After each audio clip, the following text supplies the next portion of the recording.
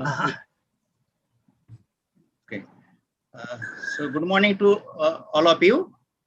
Good morning. And welcome to this special session in honor of Professor Chitre, in memory of Professor Chitre. And I'd request our beloved director, Professor VK Jain, to come and chair this session and also conduct the proceedings. Professor Jain, please. Thank you, Sapanda. Good morning, everyone. It's a great pleasure and honor for me to welcome you all to this webinar. And thank you for joining me the fourth session of the 3-day symposium on the frontiers of astrophysics and fluid dynamics. It is dedicated to the memory of a legendary astrophysicist, Professor Shashikumar M Chitre. Today happens to be his birthday, so that is the reason why we are holding this session today. Unfortunately, he passed away on 11th January this year in Mumbai after a brief illness. Professor Chitre made extraordinary contributions in the area of astrophysics, particularly in the field of solar and stellar physics, physics of neutron stars, gravitational lensing, and cosmology. Professor Chitre was an apt example of embodiment of modesty, refinement, and culture with a heart of kindness and empathy. Beyond research and education, Professor Chitre harbored deep interest in art and literature, and he was always encouraging students to read and spend some time for arts and literature. As most of you know, that he played a key role in establishing the Center for Excellence in Basic Sciences in the University of Mumbai campus. He nurtured this center for almost 15 years. He was deeply attached to the center. 2 years back, on 6 May 2019, the faculty and hostel buildings were inaugurated. I recall the joy and satisfaction Professor Chitre had on that day. It was something like a mother seeing her crawling child standing on its own feet.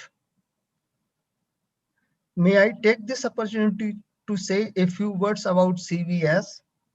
CVS was germinated as a result of brainstorming discussions of Dr. Anil Kakodkar, then Chairman Atomic Energy Commission and Secretary Government of India, Professor Vijay Khole, then Vice Chancellor, University of Mumbai, and Professor Chitre, who was teaching in physics department of the university after his superannuation from TIFR. Accordingly, CVS was created on the University of Mumbai campus and started functioning as a teaching cum research institution on 17 September 2007. The center was recognized as a DAE-aided institute on 1st January 2016.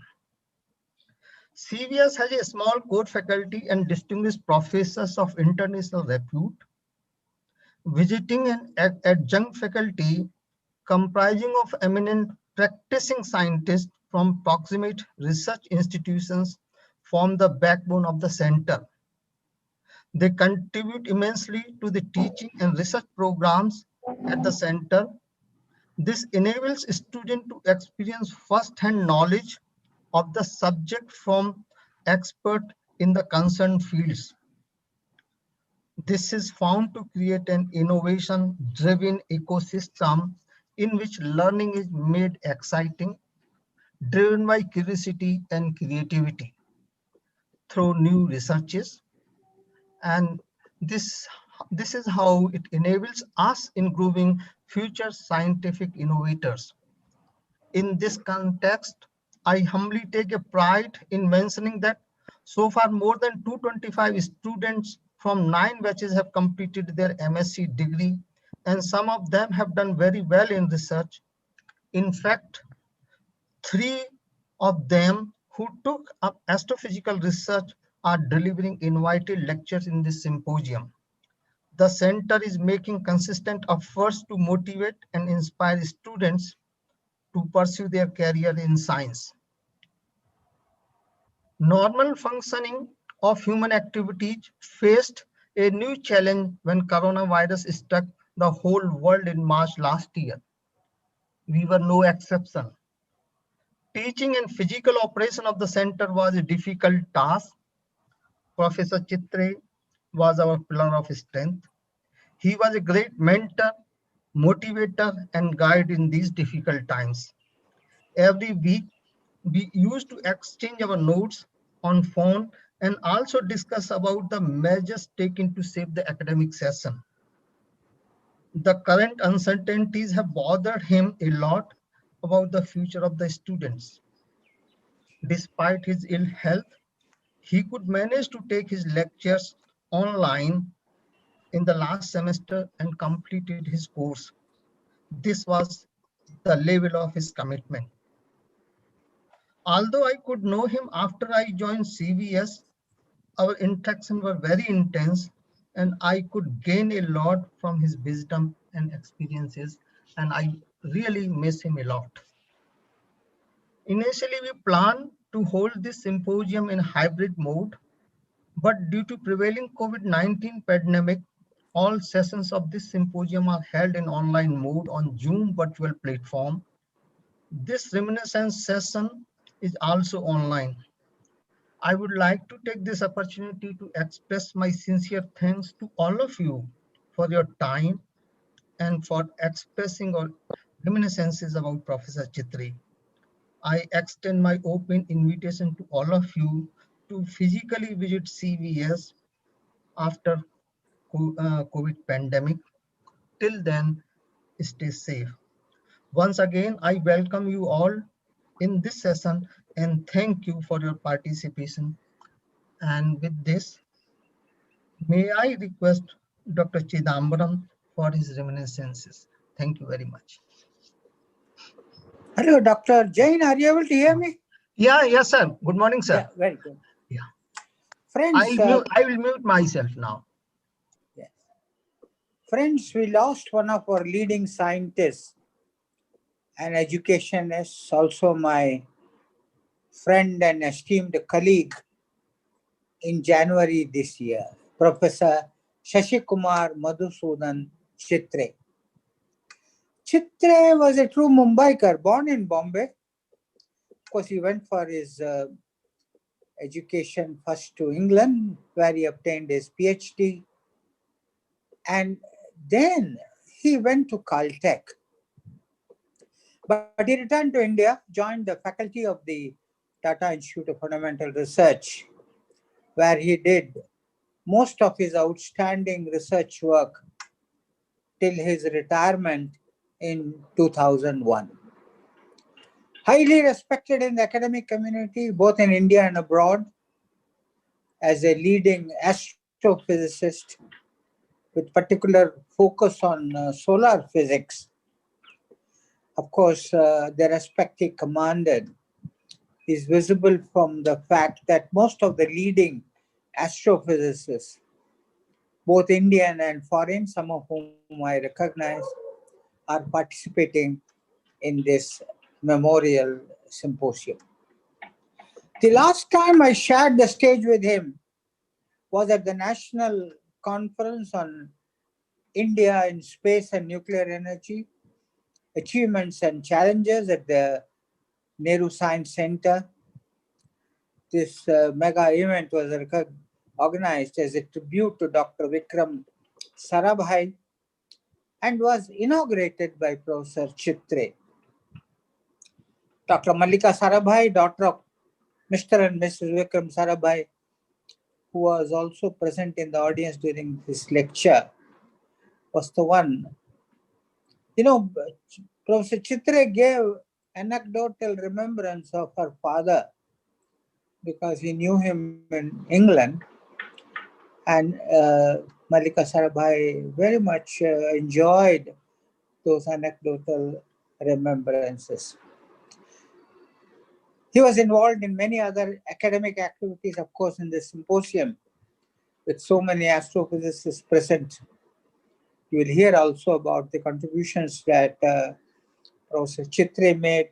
But beyond that, he was involved in many other academic activities. For example, he was a trustee of the J.N. Tata Endowment Center for the higher education. I'm saying what attracted him to be a trustee was the education part of it, because this trust gives scholarships to Indian nationals for studies abroad, and this includes all fields. And of course, there is a more recent Indian National Science Academy J.R.D. Tata Fellowship. This is the reverse one, which gives opportunities for scientists and researchers of the developing countries to come and work in Indian labs. Here also, Professor Chitre was very much involved. Of course, apart from astrophysics, his other main love, as I mentioned, was education.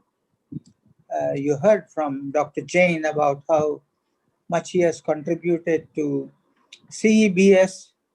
I remember when I was chairman AEC, we had long discussion about how to improve the quality of education in India, strengthen the university system, bring about greater interaction with national labs.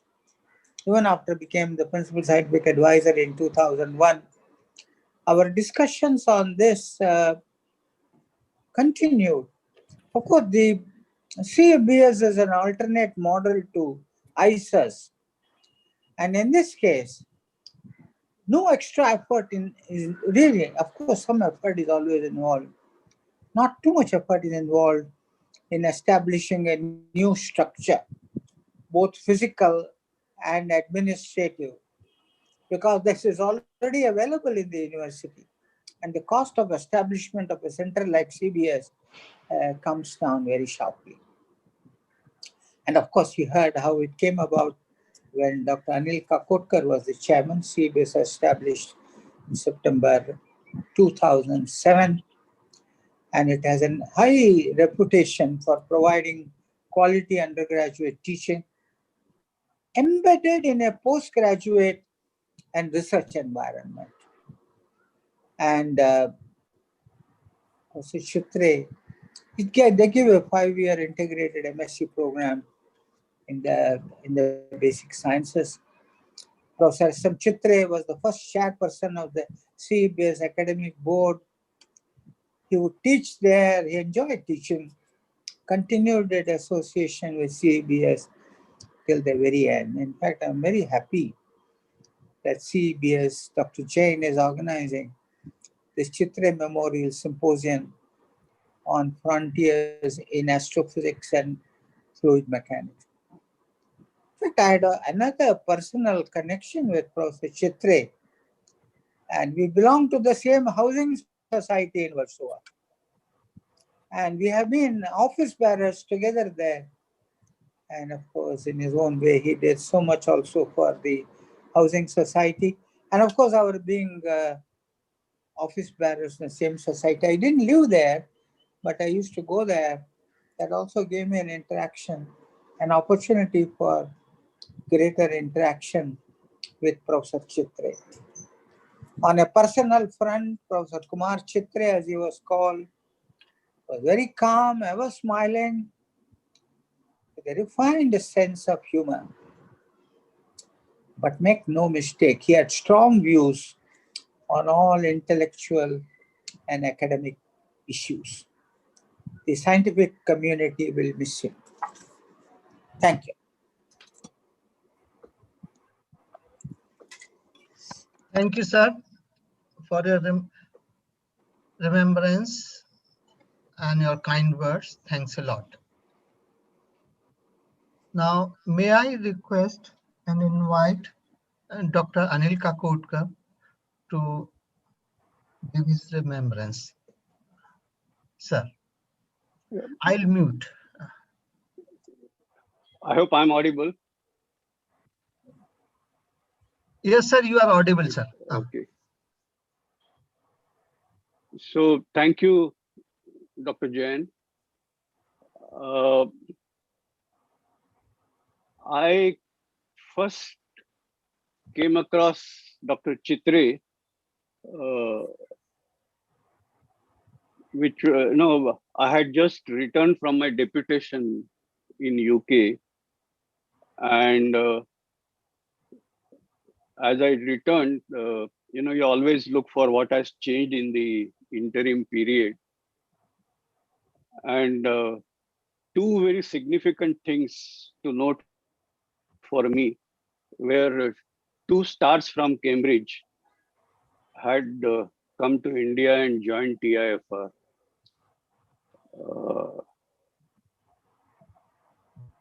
Professor Chitre and Professor Jayan Narlikar. And in those days, I used to go to TIFR for my computer-related work. And it was, we used to watch them from a distance. Smart, very polished, Cambridge returned scientist. And being from Bombay, he obviously had a lot of connections in Bombay circles. So everybody used to talk about him. So hero of scientific community, as it were at that time. After that, I, of course, kept meeting Professor Chitre, but more in social context than any professional context. But when he retired from TIFR and he was given this Raja Ramanna fellowship. So at that time, I asked him, what is his plan? And he had already been teaching in Mumbai University for almost 5 years before then. And so he was so clear.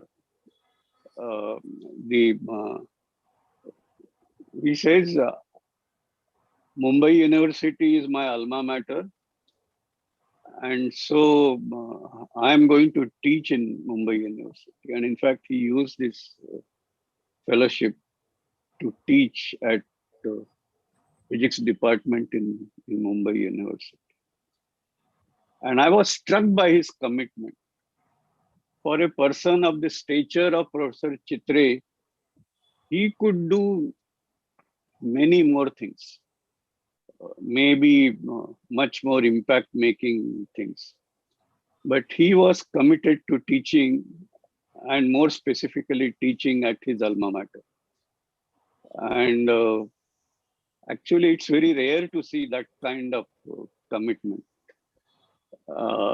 After that, I literally fell in love with Professor Chitre, because I knew he is a man who is very deep in, of course, he's deep in his research, but he's also deep in,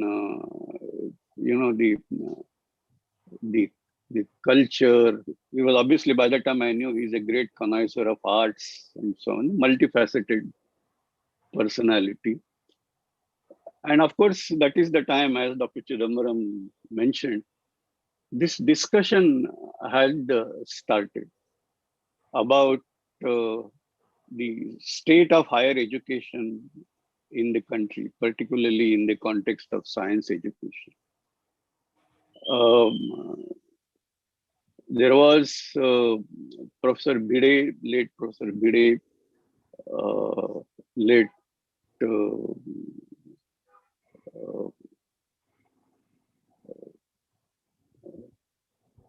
that these 2-3 people, they were kind of continuously in a dialogue as to how should be the state of education at higher education level.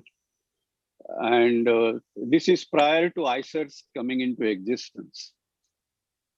And there was near unanimity that we must promote undergraduate science education in an environment of high quality research, both postgraduate and doctorate research.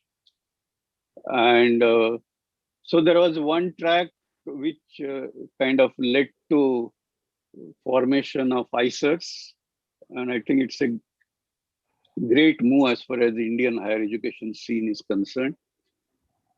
There was another track which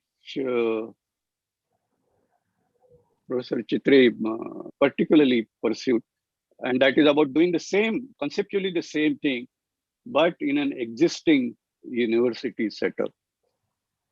And while it may seem simple, because it does cost, in terms of infrastructure, it costs, in fact, nearly an order of magnitude less compared to a new infrastructure. But it was clear, and Dr. Chitre knew about it, and I'm seeing Professor Khole in the context. He was another collaborator in these discussions. And we knew that this is not going to be easy, because, we're talking about an existing institution, age-old institution. There are, if I can use that term, and if you don't misunderstand me, there are baggages. And, rooting new ideas in an environment of such complex baggages is not at all simple. And we're all very clear about it. And I think it is to the credit of Professor Khole at that time, who, without any hesitation, he said that I will get you ipso facto autonomy. And he, in fact, got that from the Board of Management of Mumbai University. And that really made things easy for CEBS to come into existence. And Professor Chitre was as if, he didn't hold any significant executive position, but he was a great mentor. And I think I have noticed that that has been his strength, mentoring students, mentoring institutions. And after formation of CEBS has obviously gone through, not that the journey has been smooth. There have been issues on both sides. And Professor Chitre, in his characteristic soft style, talking to everybody, making soft suggestions and all, I think he was instrumental in all of us together being able to ride over these complexities and difficulties. And you have CBS today as a grant-in-aid institution of Department of Atomic Energy, functioning within Mumbai University with all autonomy. And I think it is making a significant contribution to the scene of education, but also to Mumbai University itself. And I think these contributions will continually increase going forward. And I think we should always remain indebted to Professor Chitre. For all of us, it's easy to do so remaining outside, but he was in the thick of it, and that too in a mentoring role. It's a very complex thing to imagine, but he did that. And so I would say CEBS, for a large part, what it is today, owes its existence and achievements to the dedication and contribution of Professor Chitre. Of course, Professor Chitre has a somewhat holistic view of science and science teaching. And I have had several occasions to discuss with him, either in the context of some of the crises that we get in, or when we are discussing some general things. And I would like to only quote one anecdote, which will kind of describe what kind of person Professor Chitre was. He has been going to Cambridge annually for some time. And, but invariably, as he was preparing to go to Cambridge, he would call me. And his language has not changed over years. Every year, year after year, same language. Kakodkar Sahab, I am going to Cambridge for my usual stint. The purpose is to get my batteries charged. And I never countered him with this, but it virtually meant that being here, his batteries used to get discharged. And he used to go to Cambridge and his batteries would get charged. And I think there was tremendous meaning in that. And he always worked hard to correct that situation with a great positive spirit. And I haven't seen such a positive approach towards quality of education that I saw in Professor Chitre. Of course, he has been a great connoisseur of arts. I think I also remember when it was a question of getting Sir Stephen Hawking here in India, Professor Chitre played a great role in making that possible. And I heard a lot of anecdotes about his efforts in making that possible. He has been also associated with several institutions in Mumbai. The Tata Trust, Dr. Chidambaram mentioned. There was also this Homi Bhabha Fellowship Council. There is also the formation of Nehru Center, where he played a critical role, particularly in the context of some of the initial programs of planetarium. And I must say, Professor Chitre was instrumental in kind of getting me there in some of these activities, which I will continue, not for anybody else, but for the sake of Professor Chitre. The last point that I wish to make is his concern for education at school level.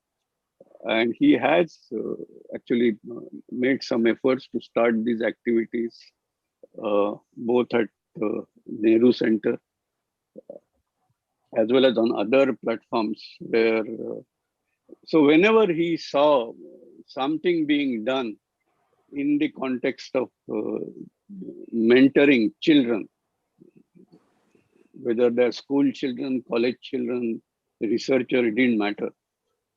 And I am witness to his spending time with my granddaughter immensely, because she said at 10th, 11th standard, she said she's interested in astrophysics. And so I connected her with Professor Chitre. And I know he kept on inquiring with us, kept on interacting with her. And so we are all very grateful to what Chitre has done for our family. So with that, I will stop here only with expressing my gratitude, my condolences, and my remembrance to the memory and my respects to the memory of Professor Chitre. Thank you. Thank you, sir, for your kind words and your remembrance. Now, may I request and invite Dr. S. Banerjee to put his words.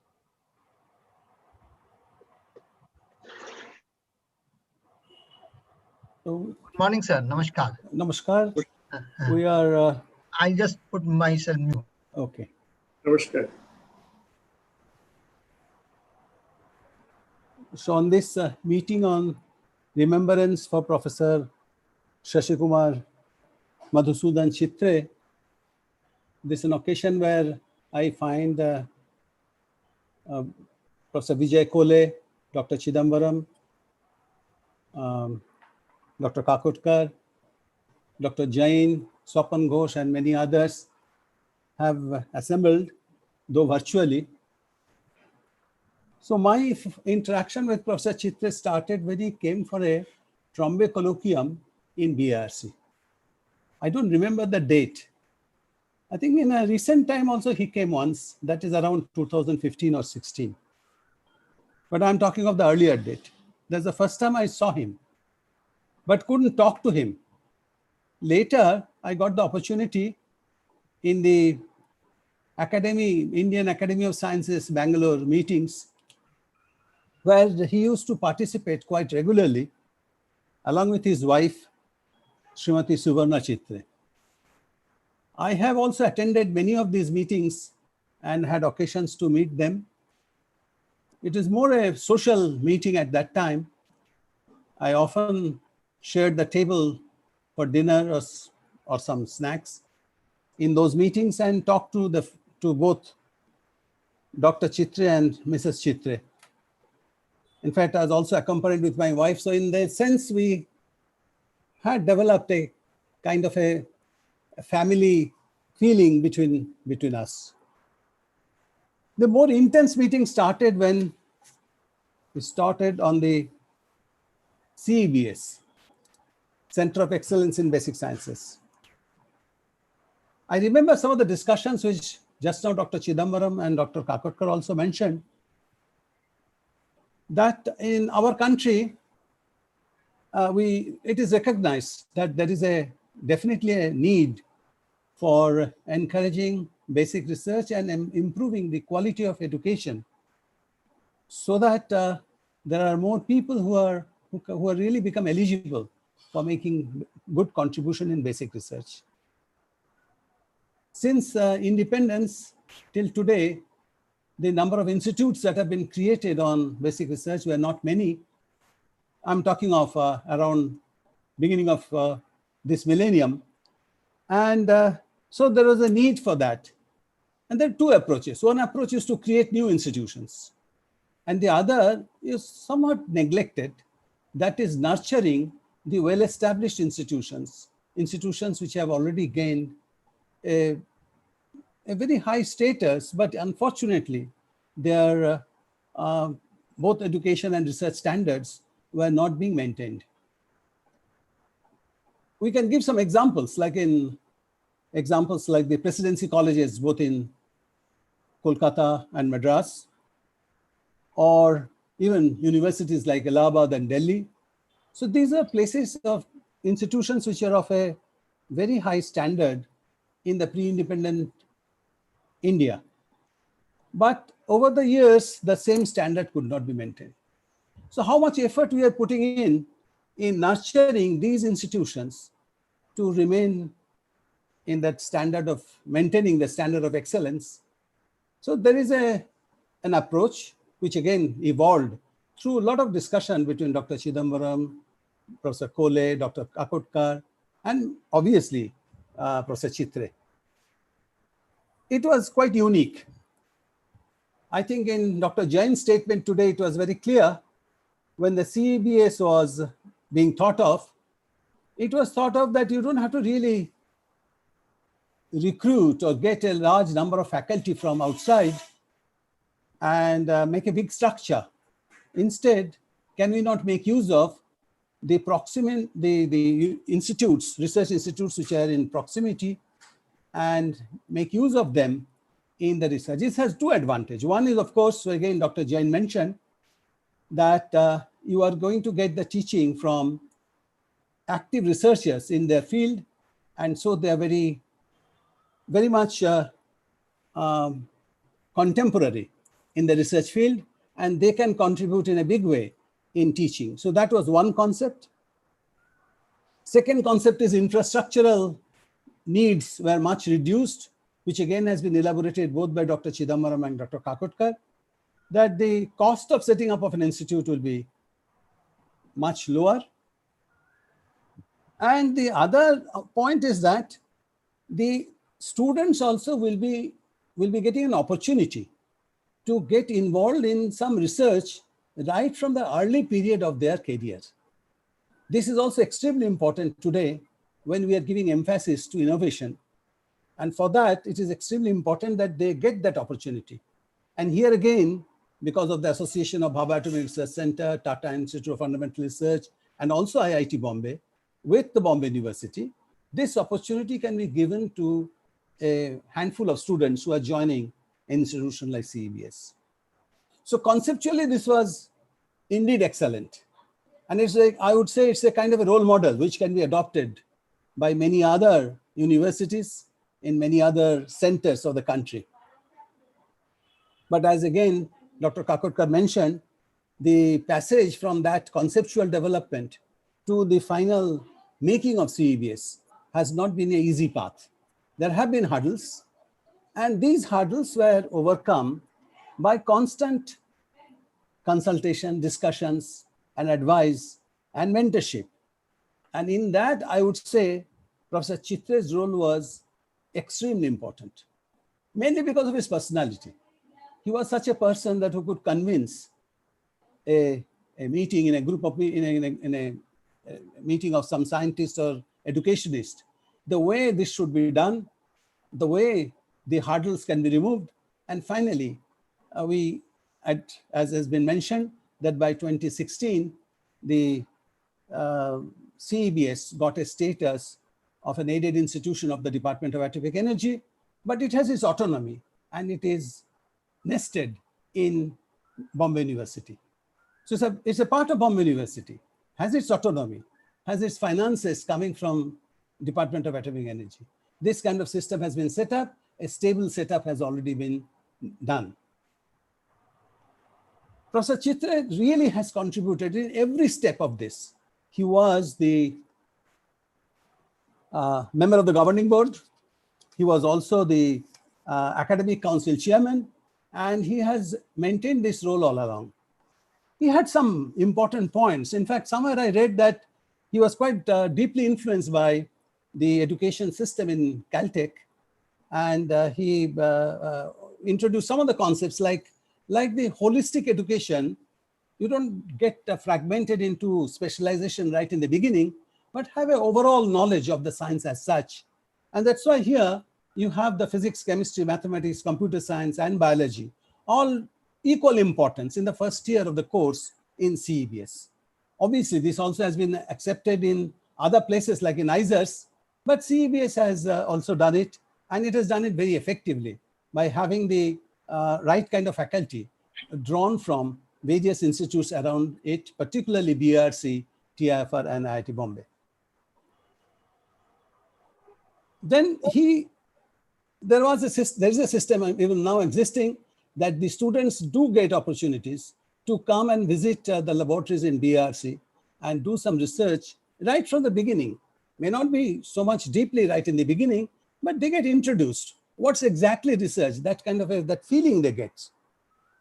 And the other very important point of Professor Chitre was that he was a teacher and he loved teaching. He continued all these years. He was not just doing the sort of, he was not involved in, I would say, administrative matters of CEBS, but he was a teacher. He was been teaching regularly the courses on fluid mechanics and astrophysics. Obviously, fluid mechanics and astrophysics are introduced at I think in the second or third year of the course, but both for the physics and many chemistry students used to also, and even today, take that. And as I came to know that he was teaching this even after this COVID, by the COVID pandemic, by the teaching through online teaching. And he did that even a few weeks before he was last hospitalized. So his commitment to teaching has been unparalleled. The other thing which I noticed in him was his relationship, not only with his colleagues, but also with his students. He practically knew all the students by name. He knew them, he named their strengths, sometimes their even weaknesses. And as Dr. Kakodkar mentioned, he was a true mentor to the students. So with such a personality, with his involvement, deep involvement in teaching, in deep involvement in building institutions, and even finding a new way of making new institutions thrive and finally prosper, I think we'll remember him forever. CEBS will remember. We all remember him as a person because he's a very warm person. He was very friendly. I think recently Professor Kemmabi has written an article of remembrance for Professor Chitre, which has come in Current Science. And I think it's very, very nice to read that because his personal attributes have been very nicely mentioned in this article. So I have nothing much to say because I'm repeating most of the things which have been said earlier, but I pay my regards to him. Obviously, I'll remember him forever. And I convey my condolence to the bereaved family, particularly Suvarna Chitre. And I'm sure the scientific community, the astrophysical community, and the people in science education will remember him forever. Thank you very much. Thank you, sir. Thank you, sir, for your kind words and for your remembrance.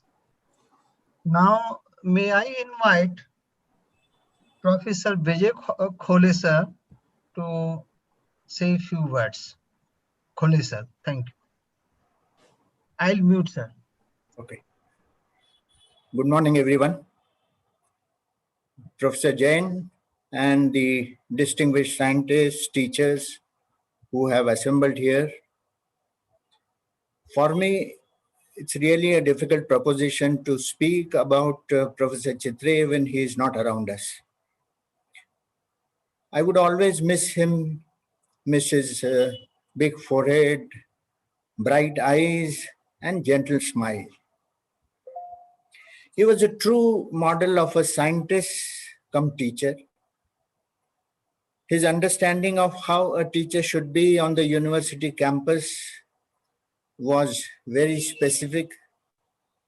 He knew all his students so well, and we could observe all the finer nuances of how to select a student for the CBS program, how to train him, how to mentor him, how to identify the positivities in the student, and how to evaluate the student ultimately. He had his special ways in doing all these activities as a teacher. My association with him actually dates back to those days when the university was celebrating 150th year of its existence. We had set up several committees to conduct different kind of activities on this great occasion. One of our core group, which consisted of Dr. A.D. Sawant, who was then Pro Vice Chancellor at the university, Professor Abhay Pethe, who was Director of the Department of Economics, Dr. Venkatesh Kumar, the heads of the departments of chemistry, physics, mathematics. We all thought that the University of Mumbai and its Kalina campus must have centers of excellence as far as some of these core subjects like physics, chemistry, mathematics, biology is concerned. We had departments with reference to these subjects, but they were of regular type. They didn't have much of flexibility. We wanted to have these centers which were more independent, which had more flexibility as far as functioning is concerned. We thought in these centers we should have those practices which are unheard of in a university system, and we wanted to have centers with more of a dynamism. With this kind of idea, we approached Dr. Anil Kakodkar. We explained to him what we have in mind. Dr. Anil Kakodkar and then Dr. Banerjee and of course Professor Chitre was always around with us. All of them accepted this idea in principle, that a center in the midst of university environment, which will take care of these core subjects and train the students well to become good scientists, is necessary. That is how this idea of setting up the Center for Excellence in Basic Sciences came into existence. I must, as the then Vice Chancellor, must give credit to Dr. Anil Kakodkar, Dr. Banerjee, Dr. Chidambaram also to a great extent, because we always had guidance from him when we were struggling with this idea. And Professor Chitre fine-tuned all our ideas and explained this to his DAE colleagues. I really don't know how he explained, but the idea came into existence. And as far as I'm concerned, from the university side, Professor Chitre played a very crucial role in shaping this particular center.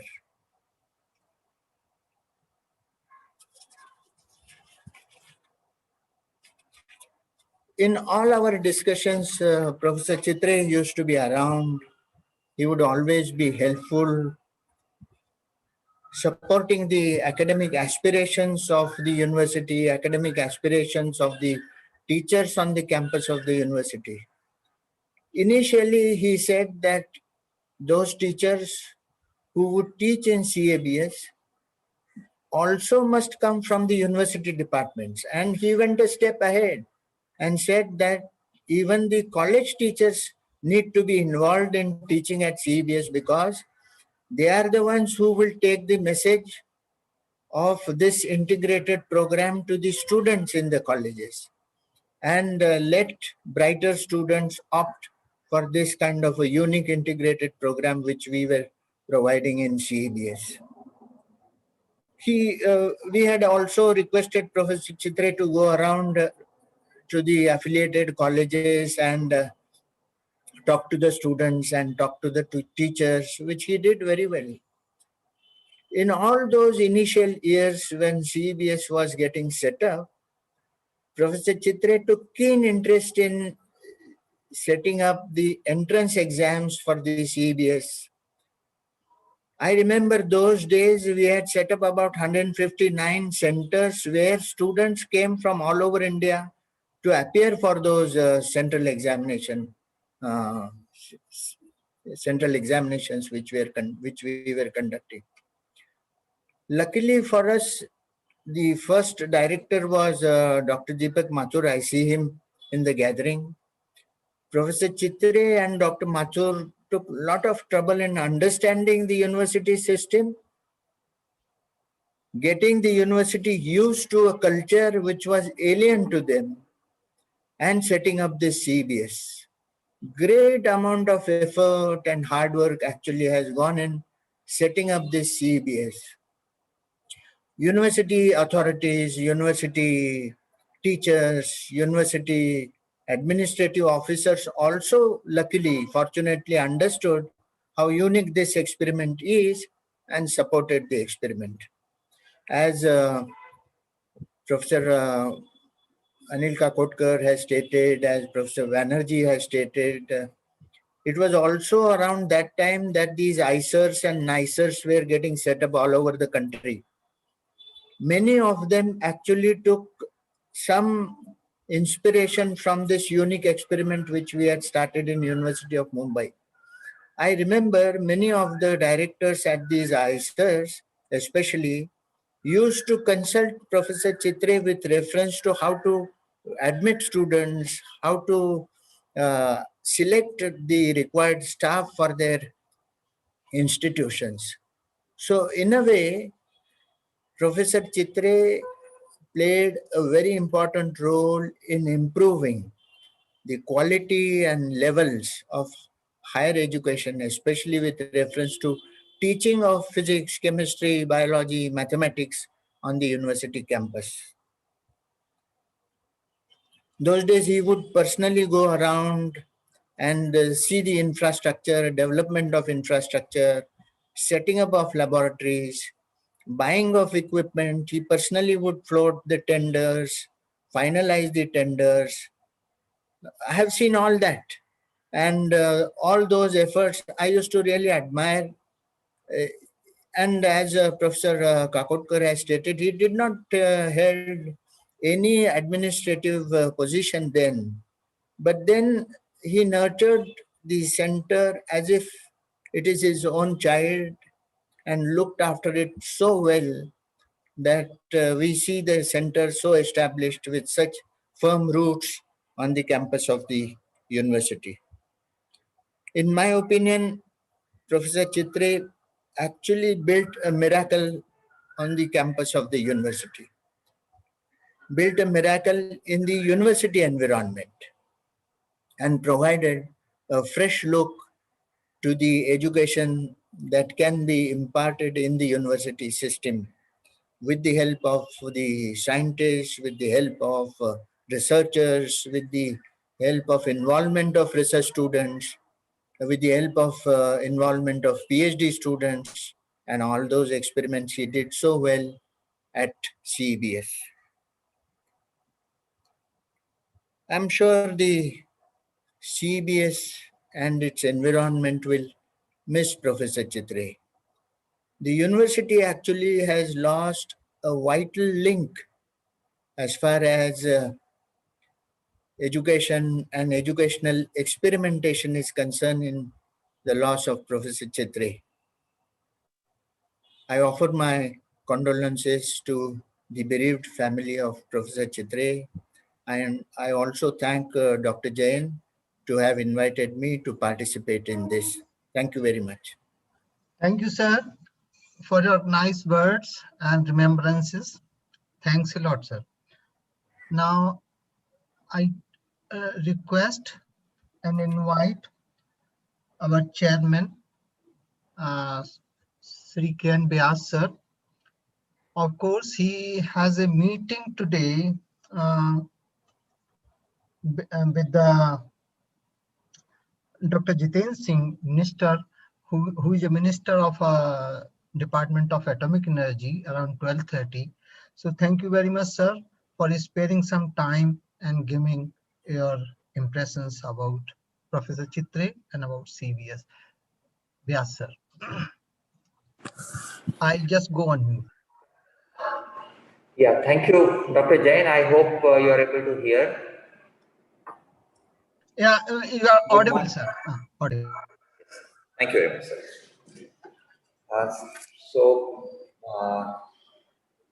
Good morning to all the dignitaries present. And I must admit that whatever I have prepared with help primarily from Professor Ramakrishnan and Dr. Jain, all the persons who spoke just before me, they have experienced themselves. And I'm able to now realize that the amount of effort that would have been spent in setting up CEBS. I would just summarize whatever has been spoken so far. Professor Shashikumar M Chitre was not only an eminent scientist, but also an institute builder. This was demonstrated by his efforts in setting up the Center for Excellence in Basic Sciences, that is CEBS, a joint venture of University of Mumbai and Department of Atomic Energy, where he remained academic chairperson till his final days. CEBS is a unique concept to tap scientific talents available in research laboratories and to utilize the same for training of young minds by collaboration with a university which is available at in the city itself. Professor Chitre, as we saw just now and heard from so many persons, has spent tremendous efforts to nurture a new concept and make sure that it becomes a success. And I can understand that both, it was supported very well by Dr. Kakodkar and Professor Khole, but they were both having an executive post, and amount of effort he would have spent in convincing both DAE and University of Mumbai's administrative systems. I must admit that I did not have interactions with Professor Chitre when I was young. When I used to visit TIFR, I used to see him in the canteen occasionally, but only I used to know him as an excellent researcher. But after 2016, my interactions had started. During all my interactions, I had found Professor Chitre to be always academically very clear, enthusiastic about grooming young talent, and having an extremely positive attitude. I would like to mention some additional aspect which I learned relatively late about him, and I am really fascinated that he had played another important role, and I would like to state here to some extent both Dr. Kakodkar and Dr. Banerjee has mentioned it in brief. In India, as in other countries, there is a great and continuing need for men and women of exceptional qualities of mind and character to provide enlightened leadership. With this objective in mind, the Homi Bhabha Fellowship Council was established by the Tata Trusts to give young men and women of exceptional talent opportunities to develop at a very young age through study, research, travel, and practical training. This is to enable them to provide in time the kind of leadership the country required in various fields of human learning, from literature and other writing, arts, history, culture and archaeology, architecture, engineering, and sciences. Professor Chitre was the honorary executive director of the Homi Bhabha Fellowship Trust for over a decade and executed his responsibilities with great care and diligence. He evaluated individual proposals and gathered a learned team of scholars who could evaluate the proposals and then diligently followed up on the progress and achievement of the scholars, encouraging and supporting themselves to reach new heights of personal achievement and leadership in the field. And now I can understand the amount of effort for such diverse field he would have put in. Some of the senior awardees of the program included Professor Obaid Siddiqui, Dr. Suma Chitnis, Professor S. Raghunathan, Professor K. N. Pednekar, Mr. Vijay Tendulkar, Mr. Badal Sarkar, Mr. Satyadev Dubey, Dr. Sudhir Kakkar, and so on. Professor Chitre's great work in identifying potential leaders in the intellectual talent pool of India across all disciplines will be remembered for a very long time, and its impact will be felt for decades to come, as the leaders encouraged by him occupy today the rightful leadership roles. Now, coming to some of my personal interaction, I could make out from all the other speakers that he had a great ability to connect with individuals at a personal level.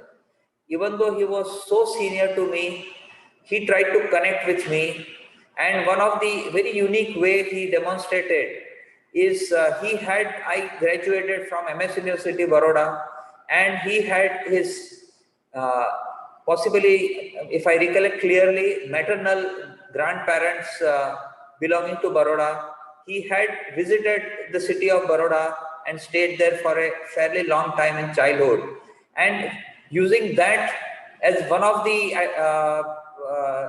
ways to connect, he used to ask me about the locations where he had lived. He used to ask me about some of my own experiences at Baroda, and that is how he could so very easily connect with me with his smiling face and so much of positivity which he always used to radiate. And I cherish those memories. Before I conclude, I would like to make only say only two things. Number one, I would like to say that Professor S.N. Chitre, one of the eminent astrophysicists in the country, has finally gone back to the stars which he studied all his life, leaving behind a vacuum that will be hard for anyone to fill. And my sincere feelings, I would like to express condolences to his family, and I do agree that it will be very difficult to fill the void which he has left. And I would like to announce today that I am very happy that the conference room number PF AG 14 of CEBS is being named after Professor Chitre, and it is being named Shashikumar Chitre Hall, and I have a very great pleasure in a remote inauguration for the same. I am thankful to Dr. Jain for accommodating me very kindly, because this has come up very suddenly without any announcement that I have to unfortunately give a briefing to the Honorable Minister. Thank you very much.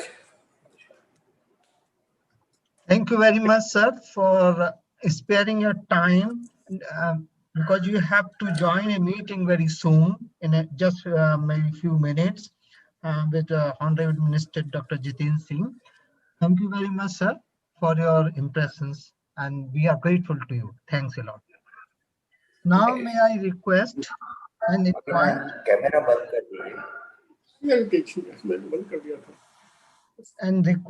Honorable Vice Chancellor Professor Suhas Pednekar, Vice Chancellor of Mumbai University, to say few words. Professor Pednekar, please. Namaskar. I'll just go.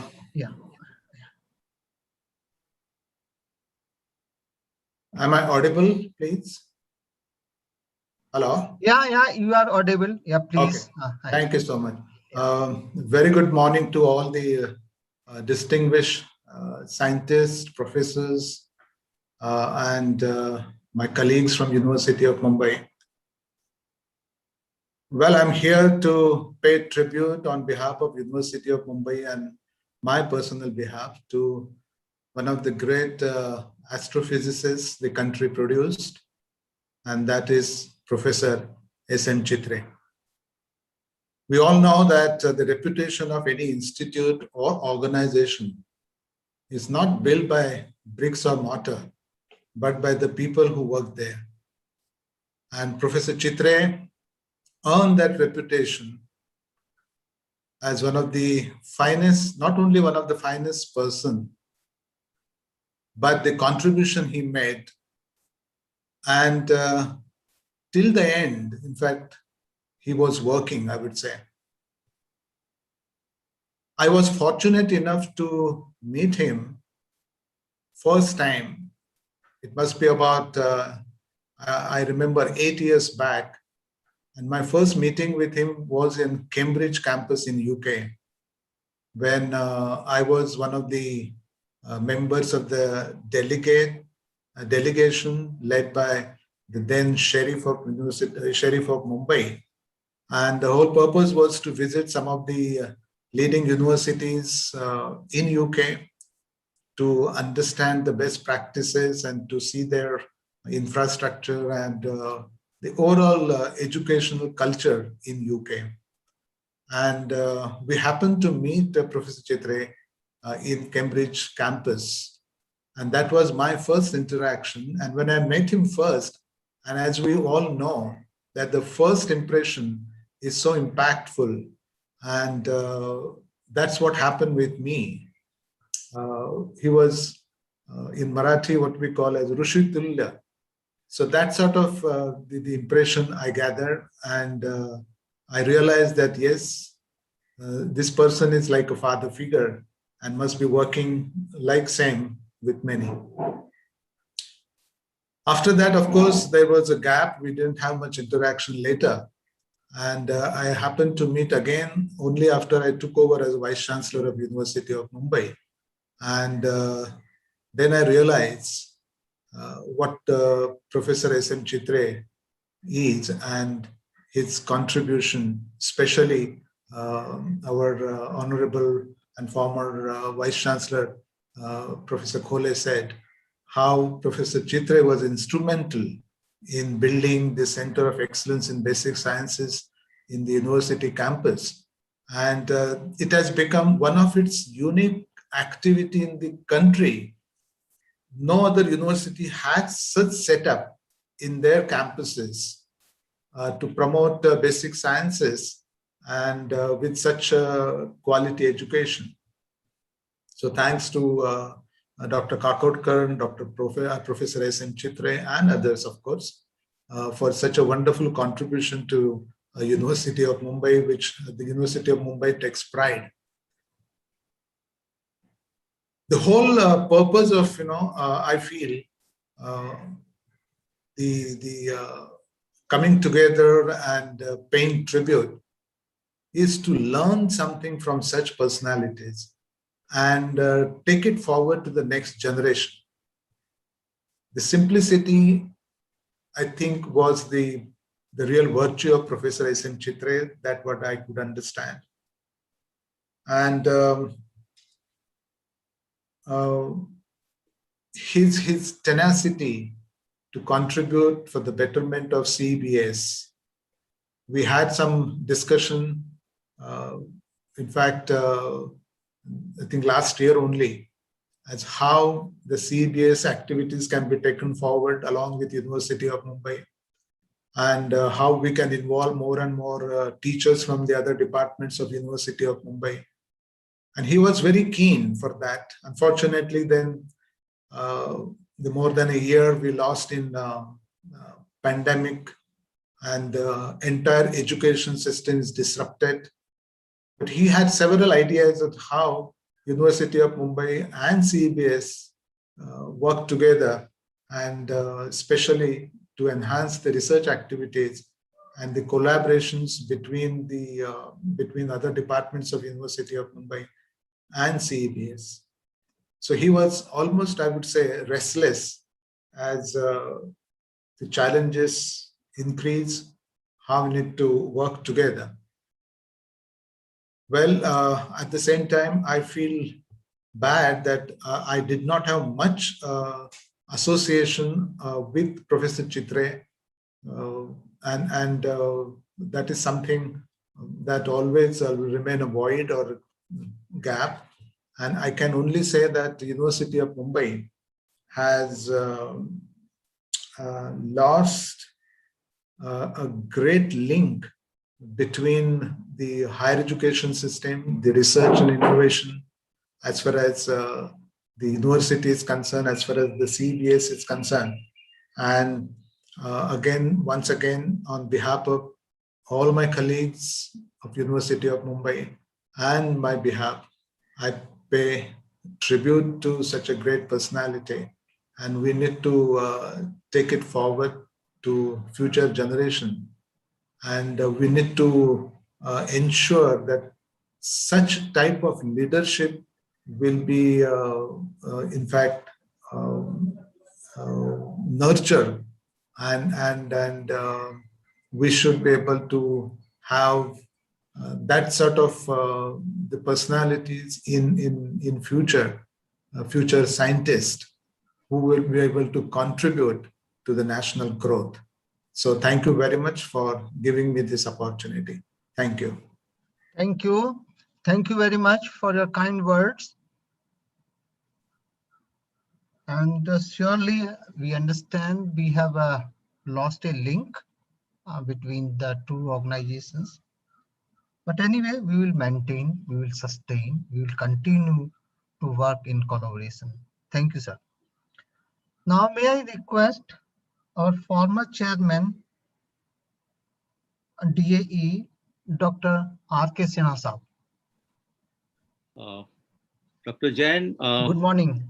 Good morning to you, and thank you for giving me this opportunity to be present on this occasion. I hope I am audible. Yeah, you are audible. I'll just make myself mute. Okay.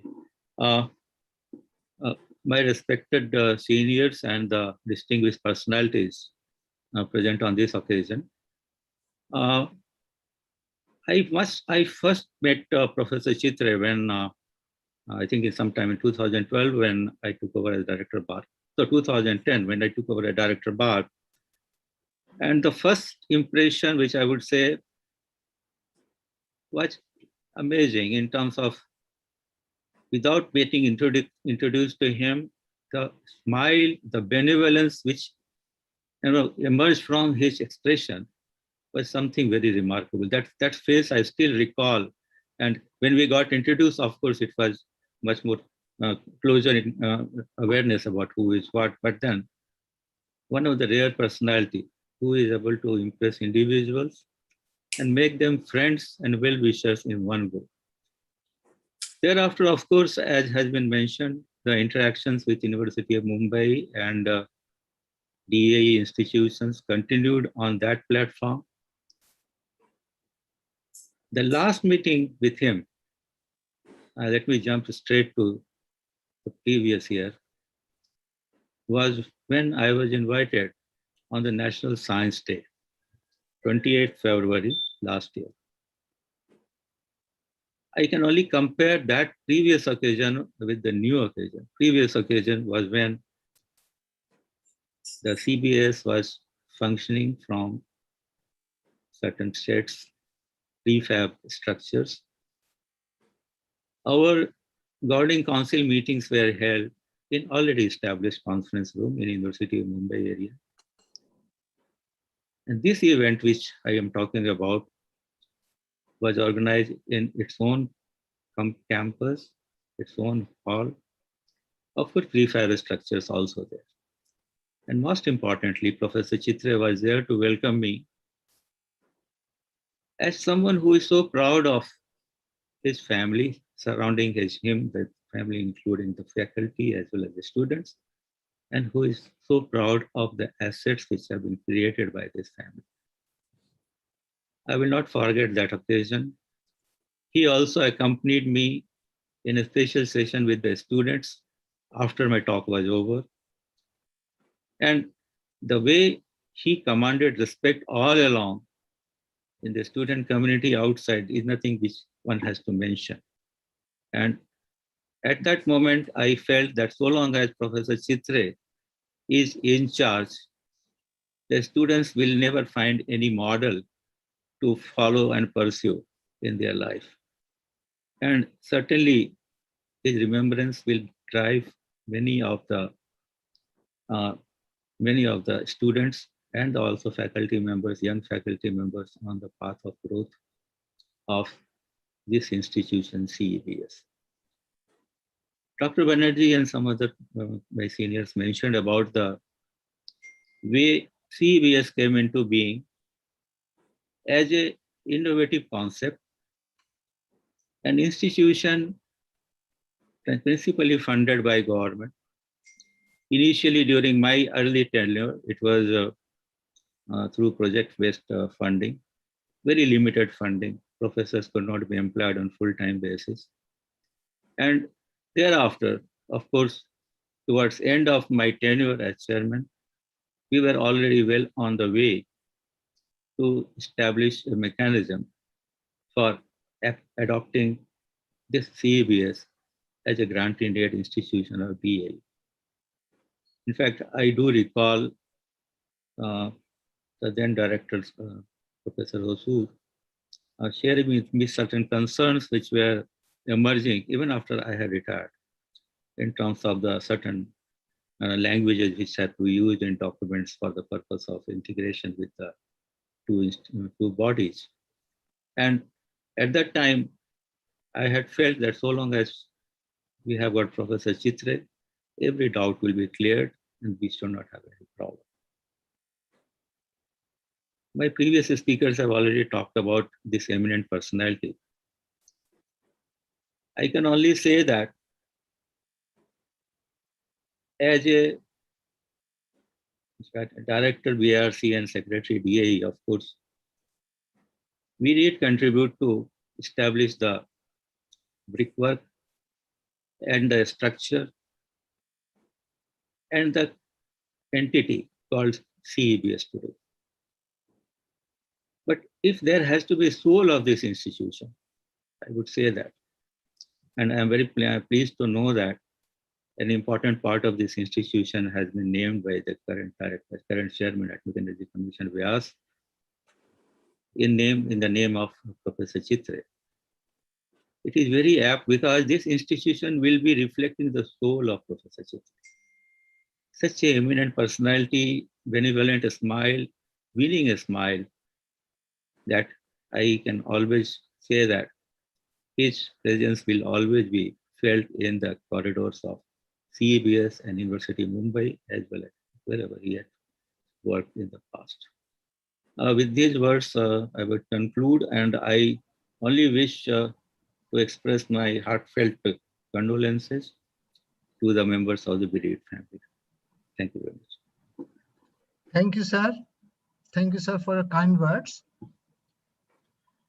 May I now request and invite Director TIFR, Dr. Professor S. Ramakrishnan, please.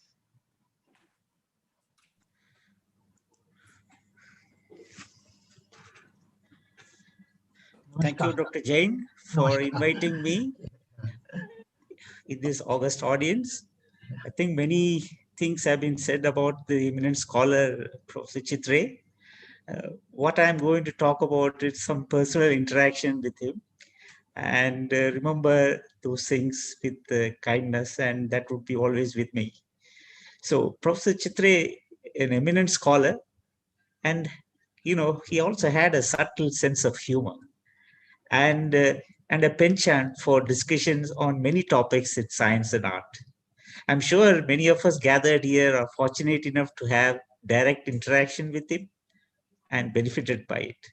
My interaction with him began in 1990 when he met me after my Wednesday colloquium at TIFR. He told me he was fascinated by my talk on condensed matter physics at ultra-low temperature and my proposal to build a nuclear refrigerator at TIFR. Since then, once in a while, he used to ask me about my progress and discuss new discoveries in superconducting materials.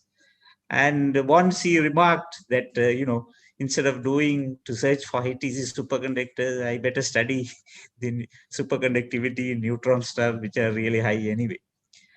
So, I always find him, he would always say things with a subtle sense of humor, but you have to be really alert to catch that, otherwise you will miss a good thing. He also, every time I met him, he always energized me. I mean, Dr. Anil Kakodkar said that he used to go to Cambridge to energize himself, but every time he meets people, I think he has such a positive influence, and people come out with, urge to do much more productive work. I think it happened to me several times. And when I became a faculty in 1996, 25 years ago, many people, senior people, congratulated me, but he took me for a short walk and said that, Ramakrishnan, do not use this position as an armchair, but use it as a stepping stone. Profound words which should have pushed anyone, and that includes me as well. I remember visiting my laboratory, just behind the TIFR reception, to see the nuclear refrigerator reaching microkelvin temperature in 2011.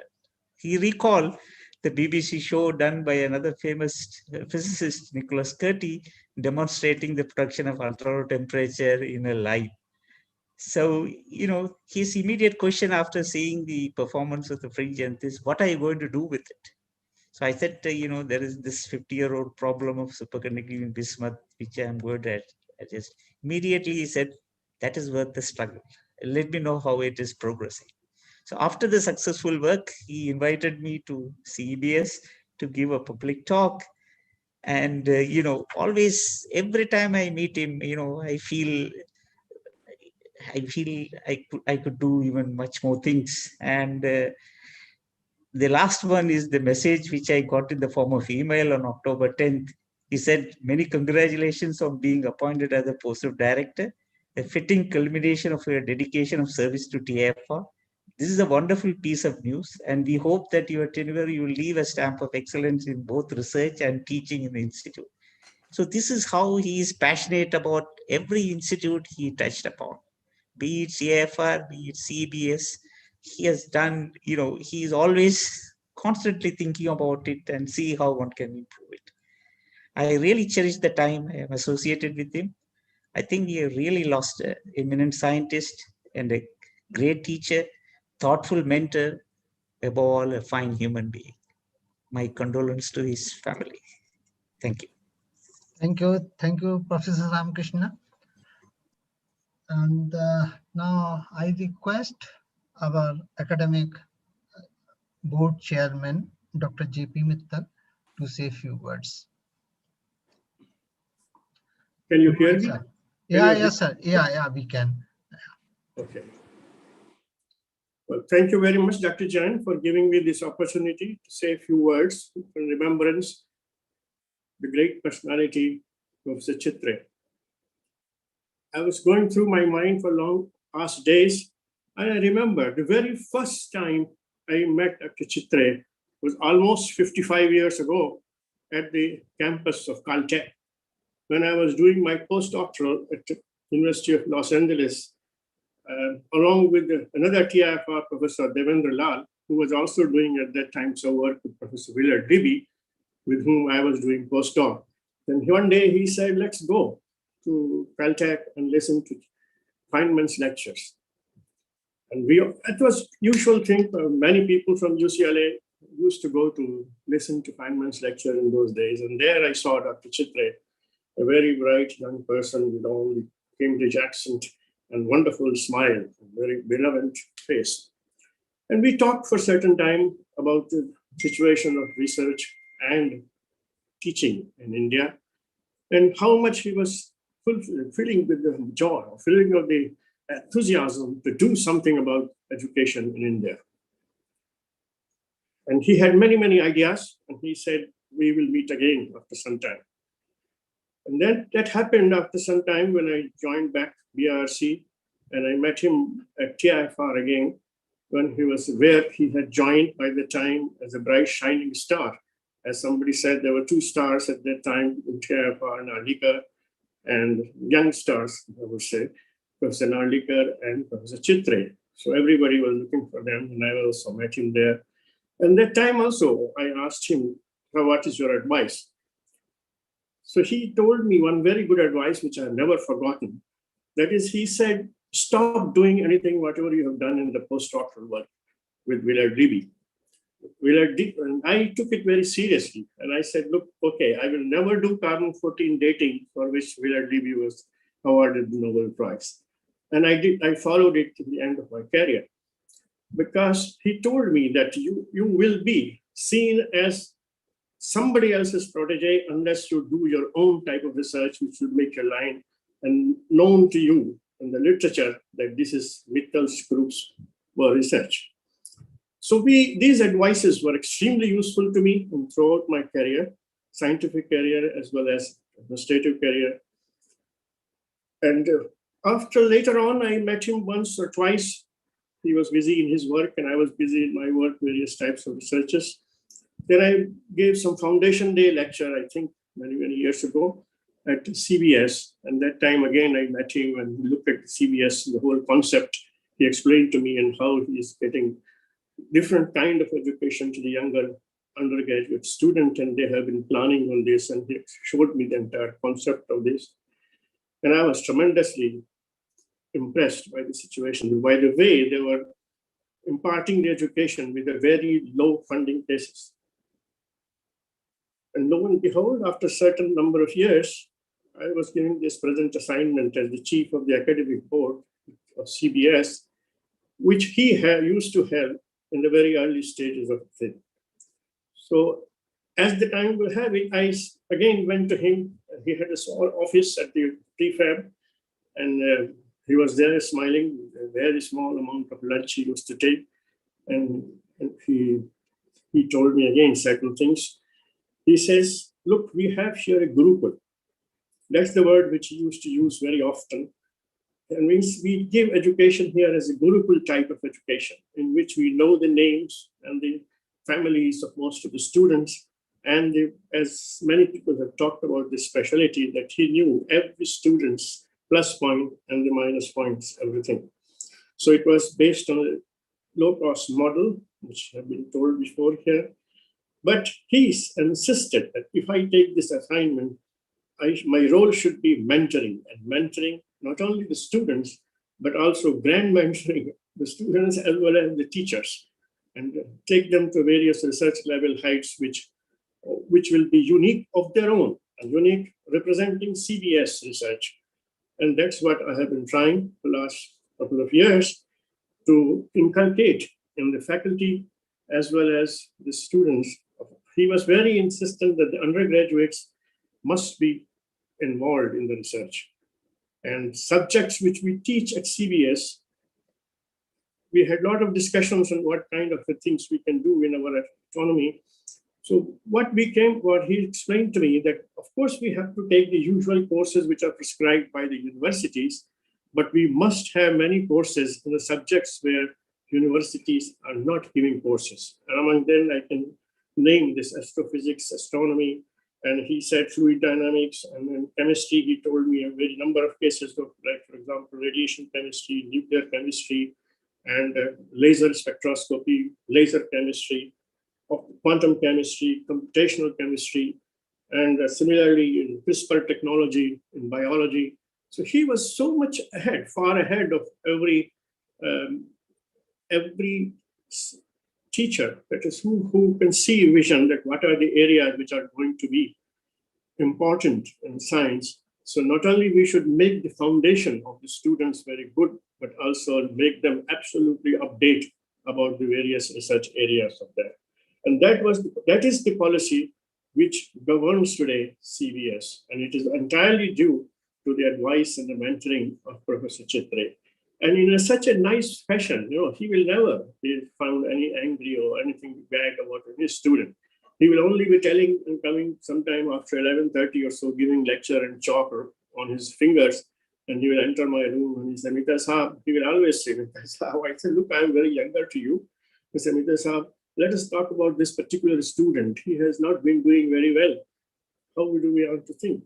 So we will talk about it, and we'll think about it with Savant, Ghosh, and other people who are there, and see what can be done to that particular student, how we can supplement his teaching. And of course, after this pandemic, he was a very, very much worried person. He telephoned me a number of times, see how are we going to teach them, how are we going to continue these teaching efforts which we have made after a long time of I think, which of course he saw and was quite happy with the way the things, all the online teaching courses were going on. But he always knew that, of course, this online will not be able to do exactly the same thing what we can do, because he wanted to see the brightness in the eyes of the students, and when they're understanding a subject, the brightness which comes in the eyes of the subject student is always wonderful to see a student. He will follow the progress of every student individually by continuously testing seminars, etc. And as many people have before me have told you that he was really a multifaceted personality, and so soft-spoken and answering the cause of only students all the time. He will do anything for the betterment of the students, whether it is then some rules have to be modified, or if anything has to be done. He will always say, Mittal Sahab, remember how we used to do in Caltech. Once you have admitted a student, don't put him into various courses. That was the limit after that, but that is the way he used to think, that in the Caltech type of education, they accept a student after great scrutiny, and once they accept, they don't give exams, or they don't care for pass and fail, and they take different courses and go out with the first-rate scientists. And that is the reason why many of our CBS students today are performing extremely well in all international centers of research with very good background connected with CBS, and many of the professors have written wonderful letters saying that, look, your students are doing extremely well. So I must say that it was all because of the guidance which Professor Chitre gave us all the time. And he was also trying to get more and more scholarships, fellowships, and this, Dr. Chidambaram said, J and Tata Endowment Trust, and many trusts. They will go to some private trust people and say, give us some money for our students. And till the end, I can remember, he will come to every seminar which students are giving or CBS are holding, and always be sitting. A seat was reserved for him. He will always sit in the first seat and ask some very interesting questions in the seminars, particularly for the students. And one of the questions which he always used to ask is where is this research leading to? What is the future of this research? Do you have to do this research? So he always used to say that a researcher should have a good plan and look at the questions which they are trying to answer before starting the research. And he will say, go to your guide and ask him, what is it going to do? Where is the future of this research? And that is how he always not only criticized, but also suggested to students in a simple manner that how you should be continuing in your research problems. What will you do? What can happen if this research is not done? Will the science will lose something? Unless you have contributed something to the science, this research is not of great importance of that. And that is the kind of thing which he used to suggest all the time to students sitting in the seminars and every lecturer, even senior people when they come to give seminars, he used to ask this fundamental question, where is this research leading to? Will it be opening a new areas of research in certain subjects, or will it be beneficial to the society in some way? What is your ultimate aim of doing this research? And that I think we will always remember as a legacy of Professor Chitre. I would like to, as this time is short, I would like to stop here, and I would like to express my condolences to the bereaved family, and we at the CBS, myself and CBS, everybody will always remember Professor Chitre. Thank you very much. Thank you, sir. Thank you, sir, for your kind words. Now, may I request former Academic Board Chairperson, Professor M.S. Raghunathan, please. Thank you, Professor Jain. Can you hear me? Yeah, we can hear you. Okay. Please. Yeah, I'm happy to be here to pay my tribute to Professor Chitre. I knew Professor Chitre for a long time, 50 years, I would say, ever since I joined the Tata Institute in the early 70s. Well, in the early days, we just happened to be acquaintances at a hello level and nothing more. But as time went on, we got to know each other much better. Also, the two families also got to know each other because they were living in the same building in the TIFR housing complex. So there are lots of others in that building complex. For instance, two of them present here, I can see are Professor Mukunda and Professor Rajshekaran, who are also in the same building complex. We all knew each other quite well. And then our children also got to play with each other. And my son was a playmate of Yatin Yogan, who are Chitre's sons. So it's mostly at a personal level that the interaction took place, even though both of us were members of the TIFR faculty at the time. Our interaction at a professional level was very limited. It was not as if we participated in matters of policy, discussions of matters of policy and things of that kind. First of all, we were in different disciplines. I was in mathematics and he was a physicist. And the mathematicians usually were not mixing too much with physicists, professionally or even socially. But he was one of the few people with whom I did interact a great deal at a personal level. As I said, our families also got to know each other. Suvarna and my wife were also good friends and so on. Now, this much later, in the late 80s and 90s, I got to know him much better. And we had frequent discussions. Once again, they were not under the auspices of any formal body, but there were informal discussions at the tea table and the like. And I found that we agreed on most issues relating to the Institute, especially on matters of policy. Though neither of us could really influence policy in a big way, we did have opinions on it and we exchanged these opinions freely. And I was happy to have someone who thought exactly along similar lines as I did to talk to. Well, that was during the Tata Institute days. I can't say I got very close to him in those days. It's much later that I got to know him much better. In fact, after he retired from the Tata Institute, there was a period when I had not much contact with him. But the contact was resumed when I started teaching at CBES. He was responsible for bringing me there to teach at CBES, and I was teaching undergraduates for the first time, and I found I was quite enjoying it, and I was quite thankful to him for having brought me there to do this job. We had, after I started teaching in CBES, our contacts were much closer, and in fact, practically every time I went to CBES, I would spend that was at least twice a week, and I would spend about an hour with Chitre. He was ever so pleasant, and he's a mild-mannered person. Of course, we were on first name terms by then. I always had to address him as Kumar, and my first name also happens to be Raghunathan, though it's also given as a surname. So we were on first name terms, and we used to talk a great deal about many things. Whenever at the Tata Institute, one of the things I found remarkable was that Chitre was a very special person in the faculty, in the sense that he had interests outside science.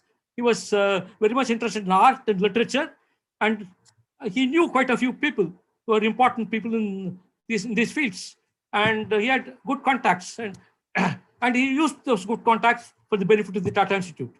Well, after the founding of the CBS, which many people have told you, he was primarily responsible for that. He was, of course, devoted fully to CBS, and was, though he had no formal job, so to speak, he was the eminence grise behind the entire institution, and was essentially framing policies and things of that kind. Well, I'm very happy to learn that the lecture hall has been named after him. So just a month ago that this idea was mooted by me and a few other colleagues to Professor Jain, and I'm very happy that Professor Jain has taken the initiative and done it so quickly, so soon after our proposal. Well, as I said, our conversation, of course, did involve matters concerning the CBS, but there's a lot of other things. And there was a lot of interesting gossip, which, Chitre was an excellent raconteur, and he had such experience in the wide world of science, especially in places like Cambridge, that he had always many interesting stories about the great people, and it's very enjoyable to listen to him. I had my share, but he was obviously much better equipped in this with stories about great scientists than I was, and it was always a pleasure to hear him through. And we, of course, discussed science policy of the government, everything in general. And when the buildings were coming up, he asked me for suggestions for a name, and I suggested Nalanda as a possibility, and he immediately accepted it and got it through the academic board, of which he was the chairman at that time, to name the building as Nalanda. So there was excellent interaction between us right through the time since I joined the CABS. And well, you all heard how he was instrumental in building CABS. He was starting and building CABS. I think there is one matter in which perhaps he would have been happier if CABS had even greater autonomy than what he had. He was, of course, very grateful to the Department of Autonomy for the support they extended, but I think he did feel that the institution could do with greater autonomy, and I hope that greater autonomy will be achieved in future in honor of his memory. Well, there's not very much else that I have to say. It's only personal reminiscences. I had no real professional contacts with him, though I could see that he was doing many things, so to speak, behind the scene. He was mild-mannered, very soft-spoken, but that belied a determination to get things done. Whatever he wanted to get done, he would pursue it with great determination, but never would voice his views very violently. He would not speak very strongly on any subject. He was always mild, but he got things done. I do hope that this institution will grow bigger and bigger as he dreamed, and will be the leading institute for undergraduate education in this country in future. I also take this opportunity to offer my condolences to the bereaved family. Thank you very much, Professor Jain, for giving me this opportunity. Thank you, sir, for your kind words. It was nice to hear you. Now may I request Professor Nagarajan to say a few words. Professor Nagarajan, please. Hello, can you hear me? Hello. Yeah, you are audible. Yeah, please. Can you hear me? Yeah, you are audible. Yeah, we can hear. We can hear. Yeah, Thank you very much, sir. Good morning to all of you. I will try to be brief. Even though I was in TAFR with him for 40 years, my association with him became stronger only with CBS, as I was with him from day one of CBS formation. He used to share some of his thoughts with me, and I would like to share some of those thoughts. Of course, as many mentioned, his prime concern was with the students. His favorite word is, we are loco parentis. I didn't understand this Latin word. I thought he meant because the students are in the hostel, therefore we have to pay the role of parents. But I checked up the Cambridge dictionary. I found that teachers are treated as parents in Cambridge. So that is the role that they have. So he took that seriously and worried about students. And as I mentioned on an earlier occasion, whenever students want to appeal on something, they would directly go to Professor Chitre and not to the director. And this brought in conflicting situation, but still he managed that the students got things done in their favor. He was, of course, equally concerned with teaching. And another of his favorite quote is that faculties earn their salaries for teaching and promotion for their research. I don't know if the director and faculties agree with that, but that was his thought. As Dr. Kakodkar mentioned, he had a great association with Nehru Center, but perhaps not many may not know that he played a very leading role in the establishment of Nehru Planetarium in Worli. Okay, it was the early days. Even the Nehru Center buildings had not come. The first one to come was the Nehru Planetarium. Of course, he was a trustee of Nehru Center.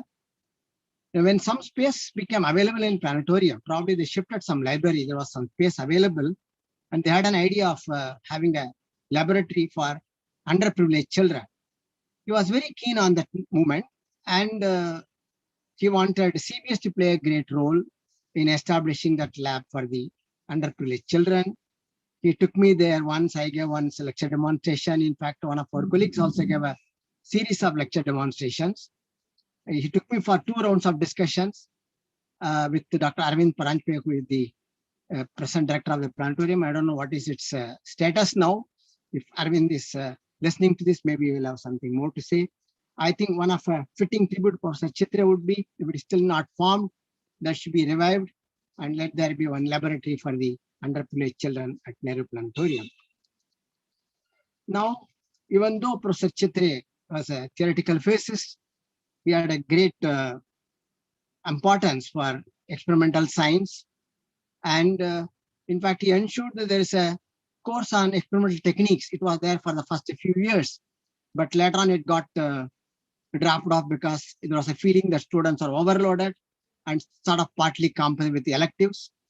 And as a sequel to that, he was also very keen that, as Dr. Sinha mentioned, taking visitors to the laboratories and show them proudly all the things.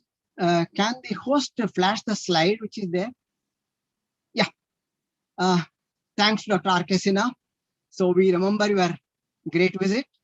In fact, that day there was a heavy traffic jam. Dr. Sinha was delayed very heavily. And he was very keen to rush for the lecture. No, Professor Chitre wouldn't allow him. He said, you must visit the labs and see. And we had a very pleasant moment in the laboratory. And you can see here on the right side corner, there is a vortex, if you can make that out, I don't know. And that is a, yes, there you are. On the bottom right side, demonstration of Professor Chitre's favorite subject, fluid dynamics. And it was a very nice occasion at that time. There is one person who is not prominent there, that is Sangeeta Bose. He is the person, chairperson. He just took over 5 days ago. It's nice to greet her on this occasion. And finally, let the slide be there. I would like my presentation to be concluded with the slide being in place. Professor Chitre mentioned to me about 2 years ago with enigmatic style that when he told his friend Professor Banerjee, I discovered that he also had a paper with him long time ago, that he is hearing too many deaths news, and Professor Banerjee seems to have told him that one day he too will stop hearing that, implying that he too would be gone one day. I did not expect that that day would come so soon. We miss him very badly. As I mentioned in an earlier occasion, the best tribute for him would be to take the center to higher levels of excellency in teaching and research. Thank you all. Thank you. Thank you, Professor Nagarajan. We will certainly try. Anyway, everyone is working hard and making their best effort to take the center to the next higher level. Thanks. And now may I request Professor Sapan Ghosh to say a few words. Thank you very much, Professor Jain. And I thank the organizers for giving me this opportunity. So good morning to all of you. And I first met Professor Chitre, in fact, in an academy meeting almost 30 years ago. I had given a talk, and after the talk, he came and told me, good talk, with his characteristic smile. I could feel that it was full of sincerity, genuineness, and warmth. I immediately fell in love with him. We became friends almost immediately after this first meeting. Afterwards, we met, of course, every year in academic meetings. And then when CBS started in 2007, I started teaching here. And then I used to meet him very often, and then every day. Okay. So when he will cross the corridor, he will just peep in and say, Sapanda. And now I feel very sad that we will not meet again. It gives a very, very sad feeling. As a person, he was very warm and very simple, and also a charming person. Very friendly, always encouraging and inspiring. With his personality, extremely pleasant to talk to. And he maintained all the human qualities, and he was a perfect scientist, humanist, I can say. Okay. He was a true gentleman and very kind and warm, always concerned about others' well-being, very unassuming, but always used to shine great intellect and integrity around. He was highly cultured with wide-ranging interests, and had always, we can have very interesting conversations with him. As a colleague, of course, he was extremely helpful and always gave advice in a very subtle way. Will never be rude, but polite. At the same time, he will have firm statements with logical reasoning. Twinkle in his eye and smile say it all. He was a great mentor for younger colleagues. As a scientist, of course, everybody knows that he was an outstanding scientist, profoundly knowledgeable and highly intelligent. He was very original in his thinking and was highly focused. Always had better vision and goal. I had the opportunity to discuss sometimes this fluid mechanics. I was always intrigued by this fluid dynamics used for astrophysical objects, where the length scales are all in light years. Okay. So we had nuclear fluid dynamics, we had electron fluid dynamics, we have normal interfacial fluid dynamics, then bulk fluid dynamics, and now astrophysical. I see some books, astrophysical fluid dynamics. Now I have seen him as far as an administrator is concerned. He's also a very able administrator. He gives proper direction. He knows what is important, particularly in scientific administrations. His pet questions in interviews I have seen to the students. He will ask, what did the elements come from? Even in faculty interviews, he will ask them. And if he doesn't get a proper answer, it used to surprise him. And sometimes he used to say, how is it possible that people don't be surprised at anything? He was an excellent teacher, very knowledgeable, very popular among the students. He used to tell that he prepares for at least 2 to 3 hours for 1 hour lecture, even if he has taught the course earlier. He had definite ideas how to improve the educational standard, particularly at the undergraduate level. Of course, CBS shows, the foundation of CBS shows that he is a great institutional builder. A lot of things have been said about that.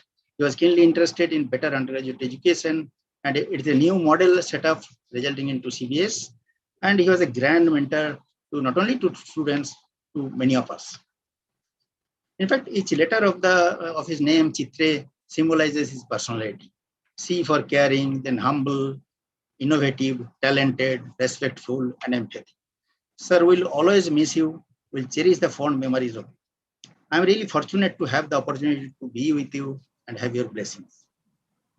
His legacy will continue, and we'll actually, he was very keen that this model is repeated in many other institutions. In fact, Raipur University, I visited some time ago, and I saw that they have a center of excellence, a center of basic sciences.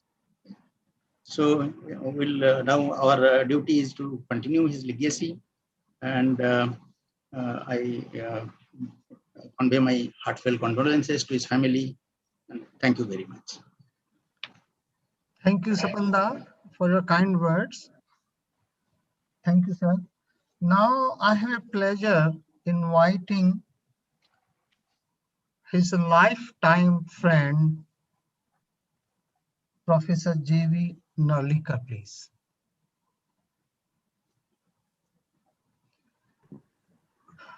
Hello.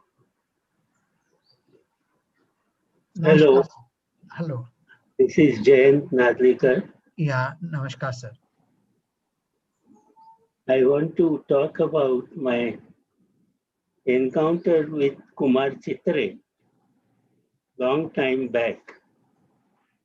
That happened on the steamer SS Strathnaver, on which I was traveling from Bombay to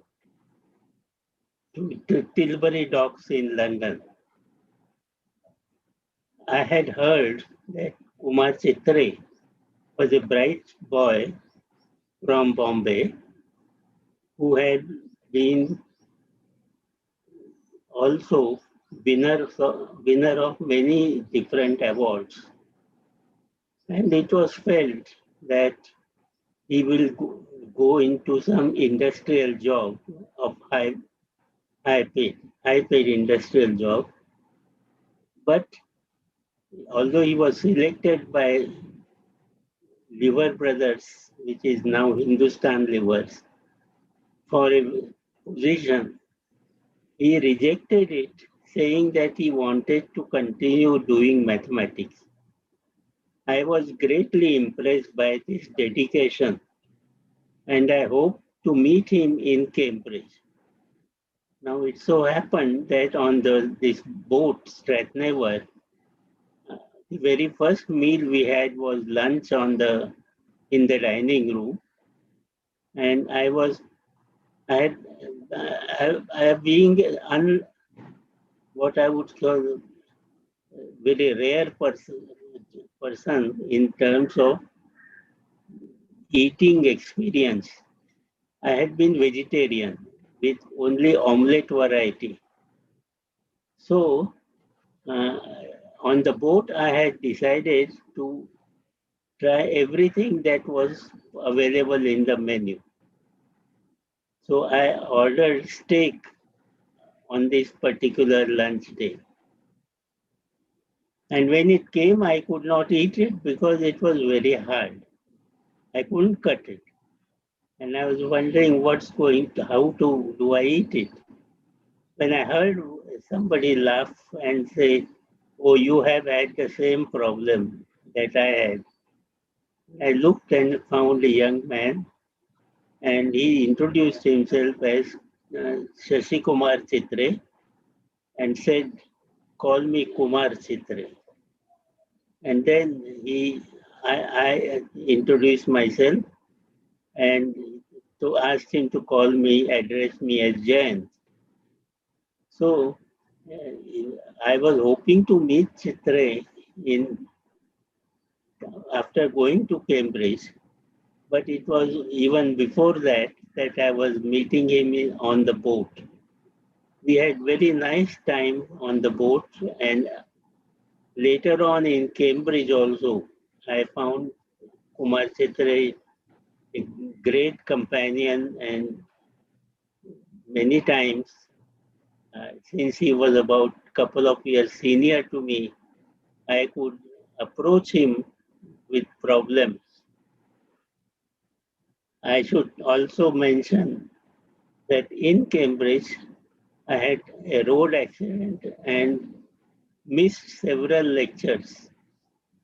At that time, I had the lecture notes prepared by Chitre, Kumar Chitre, and those notes were very, very thorough, and I could make up my loss by following those lectures. Anyway, this was in Cambridge. We also had a very long inning together in Tata Institute of Fundamental Research. And after TIFR, I was invited to start a new institution in Cambridge, in Pune. And I wanted to get good students and good teachers for them. So I asked Chitre whether he would join me in Pune. Well, Chitre said, I would like to have joined this. It's a challenging task starting a new institution. But he said that he was rooted to Bombay and he would continue sticking out in Mumbai. And that is what he did.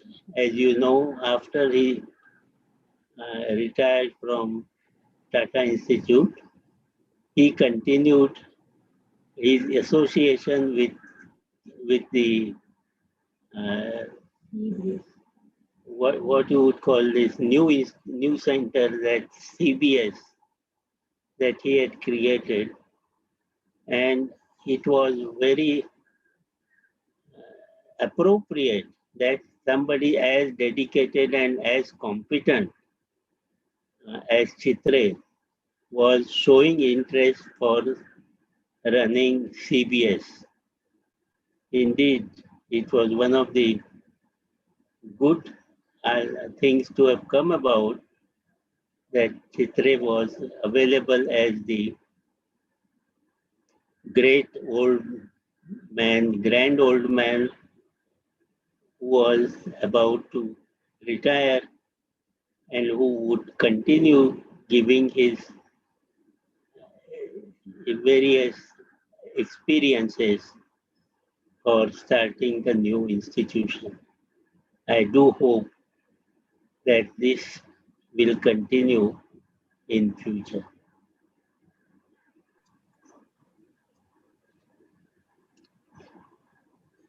Thank you, sir.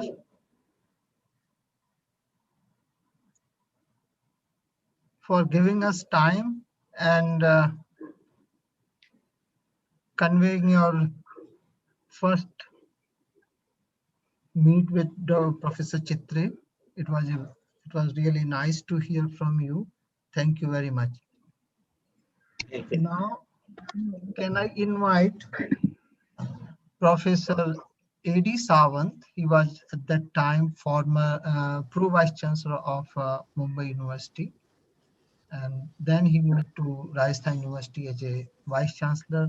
And so I request Professor A.D. Sawant to say. Thank you, Professor Jain. Thank you. Good afternoon to all distinguished scientists, his fellow colleagues, staff of the center, CBS. It's very sad that Professor Chitre is no more with us.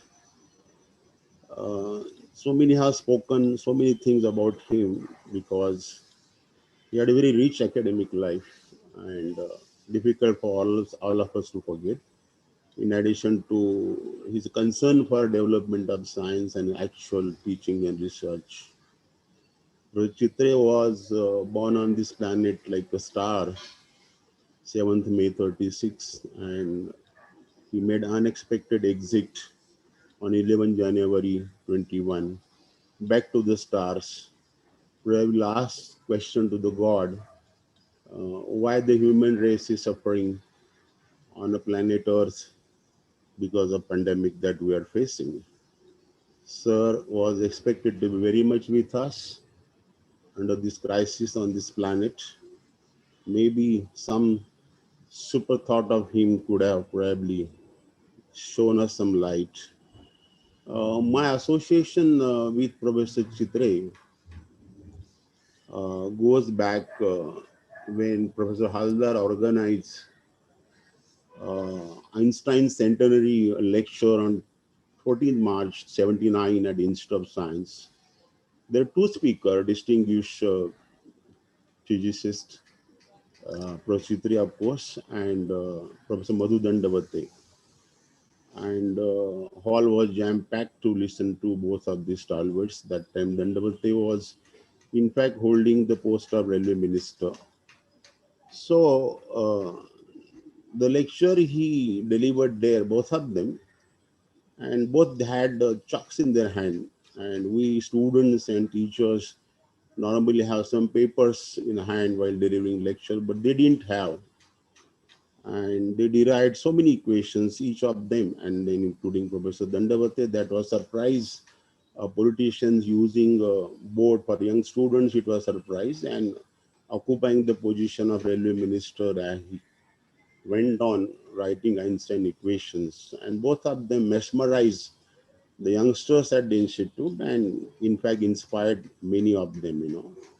I still carry those memories of 79 as a young, radiating, very handsome personality. And when I met him later years, I was always telling him, sir, go back to your earlier stature, how handsome you're looking, and always bubbling with the bag on his shoulder, and he would run like a young boy, you know. So I was privileged to see Professor Chitre, the age of 42, 43, and those fond memories are still with me. And then how my luck shone, and then while we were at the University of Mumbai, the project that Professor Khole had dreamt and got greatly supported, and I was almost put on the field work of CEBS. And I was so happy to meet Professor Chitre again. But all these 27, 28 years from 79, I had never forgotten him. I was following his work and the papers also, though I'm a chemistry person. Friends, it must be told that the teachers, scientists, and the concern for development of science, after Professor Haldar, I could see that same qualities of concern, grooming the youngsters and doing science at the basic grassroots level. And I found that Professor Chitre, and so modest, anytime you can talk to him, you know. So when it was the center of excellence basic science at the university, and a person like Professor, I'm Dr. Kakodkar, and he was really concerned, and all field work, like along with, I could join him, and you can understand the hashes, and Professor Khole Vaishnav has told you, this of factor autonomy, the solutions started emerging out, you know. It was a new baby on the campus. I would say the CBS is also the star born on the university campus, and I'm sure that it keep glittering. Well, the interactions with him were phenomenal, you know, whether it was designing the building, including Professor Dr. Kakodkar, we moved on to see the structures in Mumbai.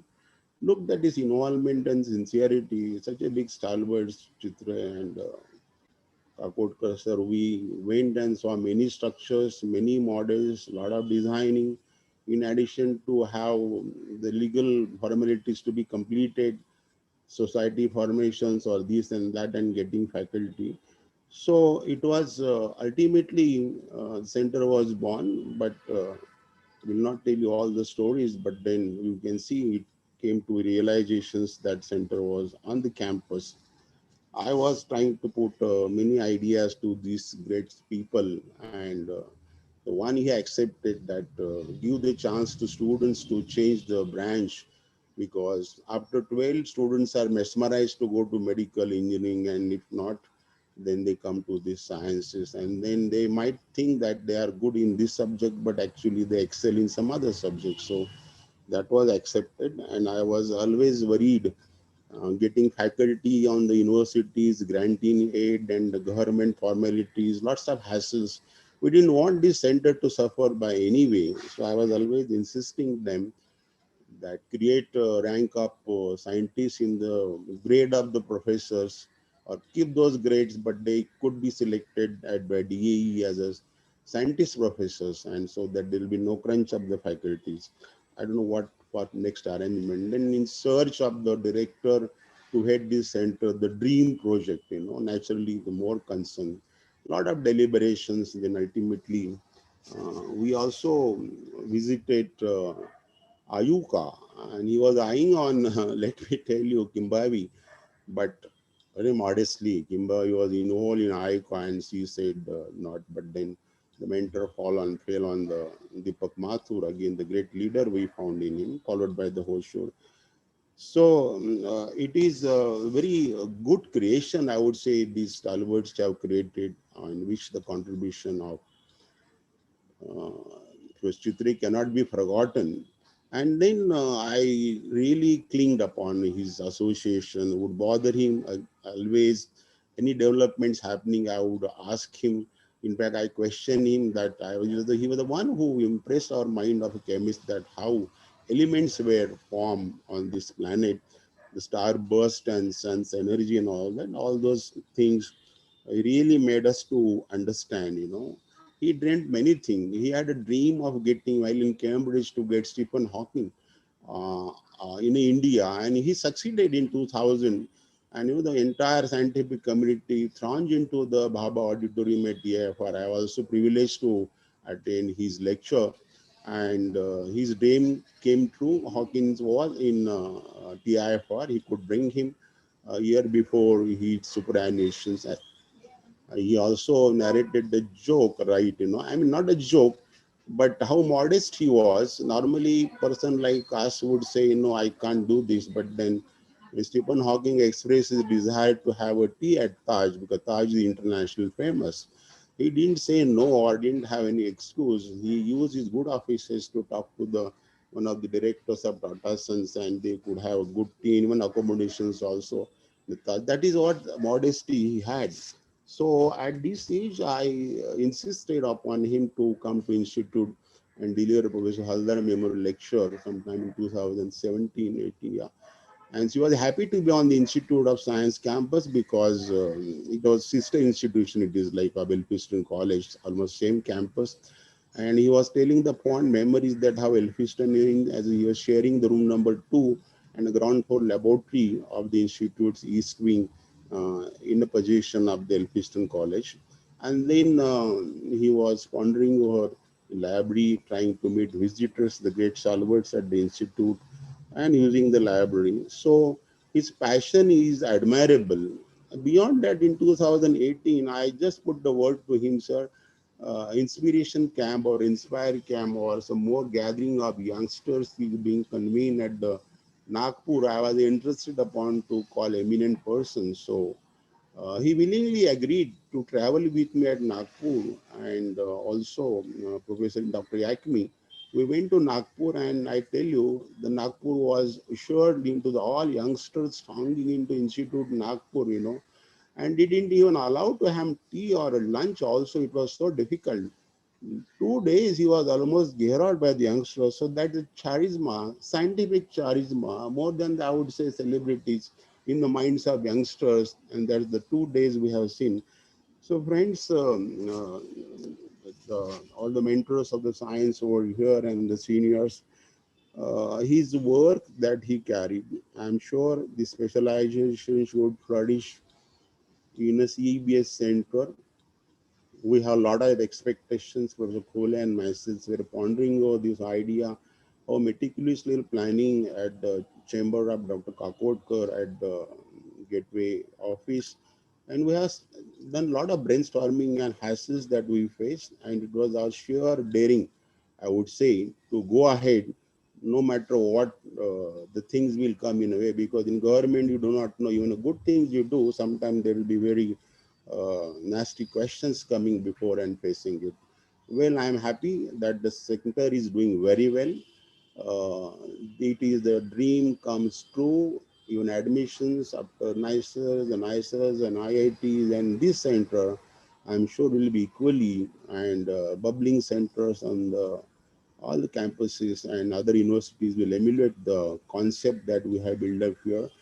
But let me tell you that we have been all now superannuated. Our dream is always to create the best talent, and that he cherished that dream. I'm sure years later, 25, 50 years, this center shall produce bright and brightest, world famous people who could be competing even for the Nobel Prize for the years and centuries to come from this center.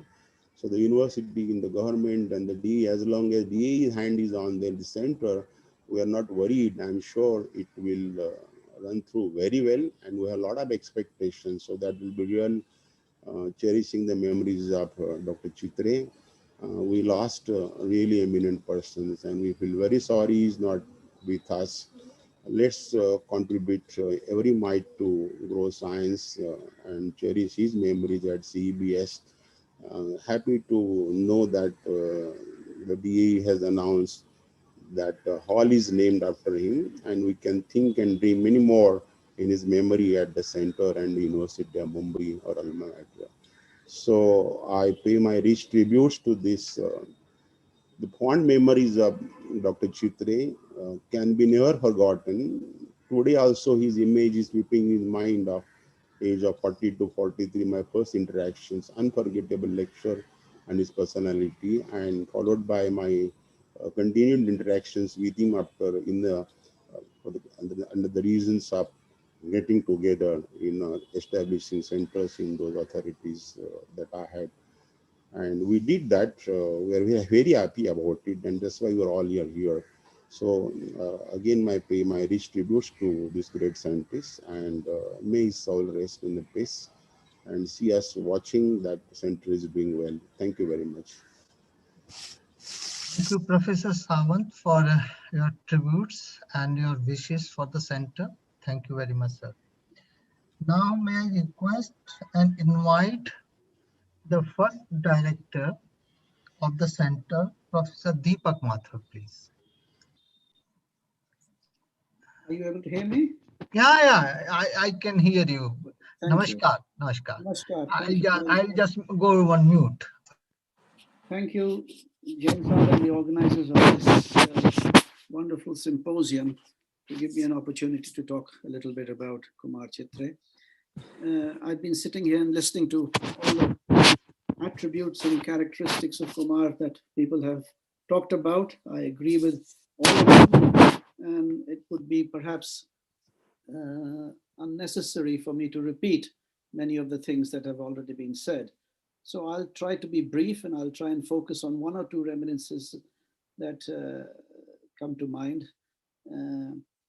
One of the things that really stick in my mind about Kumar in relation to the formation of CBS is the sheer amount of energy that this elderly gentleman, a gentleman much older than all of us who were involved in the formation of CBS, the amount of energy that he had. He was never tired.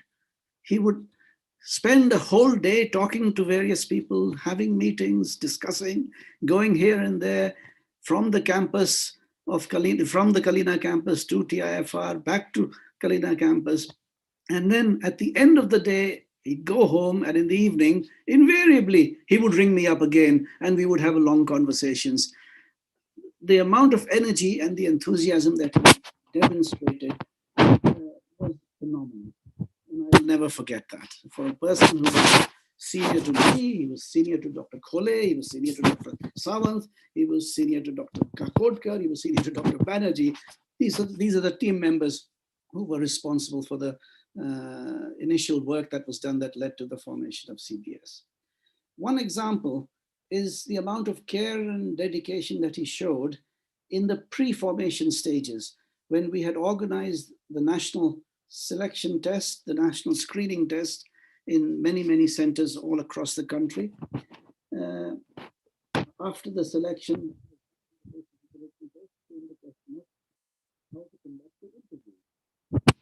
and we had selected, I think, about 30 or 40 people to come for interview at Kalina campus. And the question was, who was going to do the interviewing?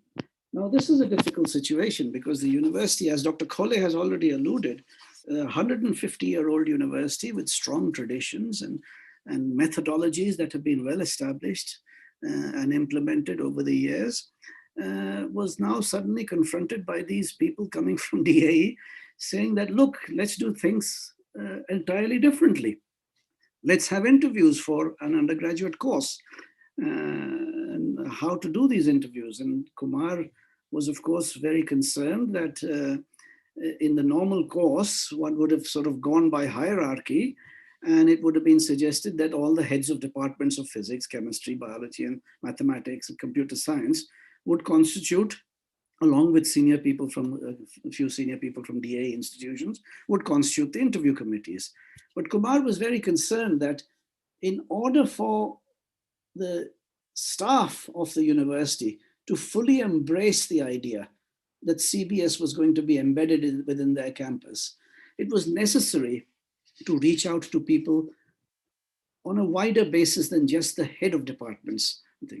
So he consulted Dr. Khole and Dr. Sawant, and this is again another example of the vision and leadership shown by Drs. Khole and Savant in helping establish CBS, and they readily agreed. And of course, Kumar had been in the campus for many years. He'd been teaching in the physics department, but Kumar being Kumar, he also knew many people in chemistry, he knew people in mathematics, he knew people in computer science and biology. So Kumar was readily able to suggest, come up with names to put to Drs. Khole and Sawant. And many of the younger people, the non-heads of departments, were then roped in to help conduct the interviews, including, I'm happy to say, very young people like Varsha Mane, for instance, in the biotechnology department, and Mrs. Khole herself was involved in the interview sessions as well. So the interviews were conducted by relatively younger people, and many of the students who came for the interviews were accompanied by their parents, and the parents, I remember, the parents were mostly from rural, semi-rural, and small towns all over India. They were very impressed that the interview committees were included women as well. And I remember some of the parents coming up to me and saying, "Saab, ye to yahan par to aap ladies bhi padhayenge, yahan par teaching mein ladies bhi involved hongi." Maine kaha, "Haan, hongi teaching mein ladies bhi involved hongi." And that was a remarkable understated achievement that CBS started on, that our interview committees were unusual in the eyes of the parents, in the eyes of the students, and was a stepping stone for many people in the departments of the university to start getting involved in affairs of CBS. After the interviews were conducted, the students went back to all different parts of the country, and we were able to make a selection for the first batch. And in fact, many of the students had not even reached back home. They were still traveling when we were in a position to be able to bring up their homes or their villages and things and inform them that, yes, you have been selected, come back. I remember one particular case, we spoke to the parent, and the parent said, "Abhi to train mein hoga, wo to abhi tak wapas nahi aaya hai." And we had to tell him, "Well, jaise hi wahan par wapas aayega ghar par, usko wapas bhej dijiye Mumbai. Selection ho gayi hai." And I recall the very first day, all those years ago when the students assembled, and I had we happened to live in the same building as Dr. Kakodkar, and I had mentioned to him that, look, this is the first day and the students are coming, and we're going to embark in a very understated manner on this adventure. And Dr. Kakodkar and Dr. Chidambaram immediately said, well, I'll also try and come. If I can manage it, I will also turn up to the start of the proceedings. And lo and behold, at 10 o'clock in the morning, on the very first day of CBS's formation, we had Dr. Kakodkar come. We had Dr. Chidambaram come.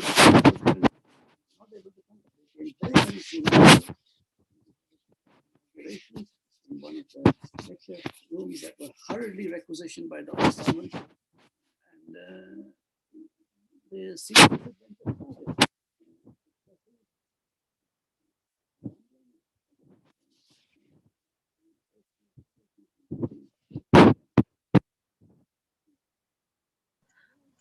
Professor Mathur, your voice is breaking. Yes, I'm sorry. It's talking from a long way away. I'm currently stuck in England. So So if you can just come closer to the mic or something. I will do that. Sorry. Yeah. Okay. So this was one example of the attention to detail that Kumar was always particular about vis-a-vis selection of interview committees, vis-a-vis how to do every little aspect of CBS work. And the second aspect was the amount of energy that he demonstrated in pursuing these activities and in enthusing the rest of us to also be much more energetic than we would normally probably have been. I really don't want to add anything more to what everybody else has already said.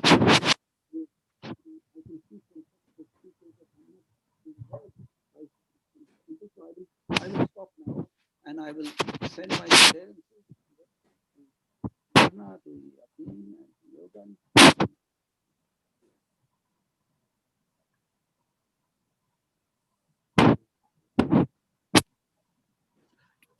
Namaskar. Thank you very much for giving time and giving your first impressions of CVS. Thank you, sir.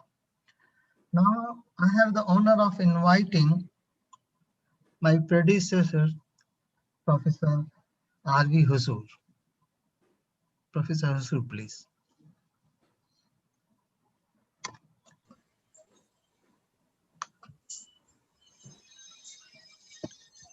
Yeah. Okay. Professor Jain, can you hear me? Yeah, I can. We can hear. Please go ahead. I will mute myself. Okay. Thank you very much, first of all, for inviting me and also for organizing this terrific symposium. I have seen the list of the speakers, and this is enormously impressive. And it speaks of the stature of Professor Chitre, who unfortunately left us a few months ago.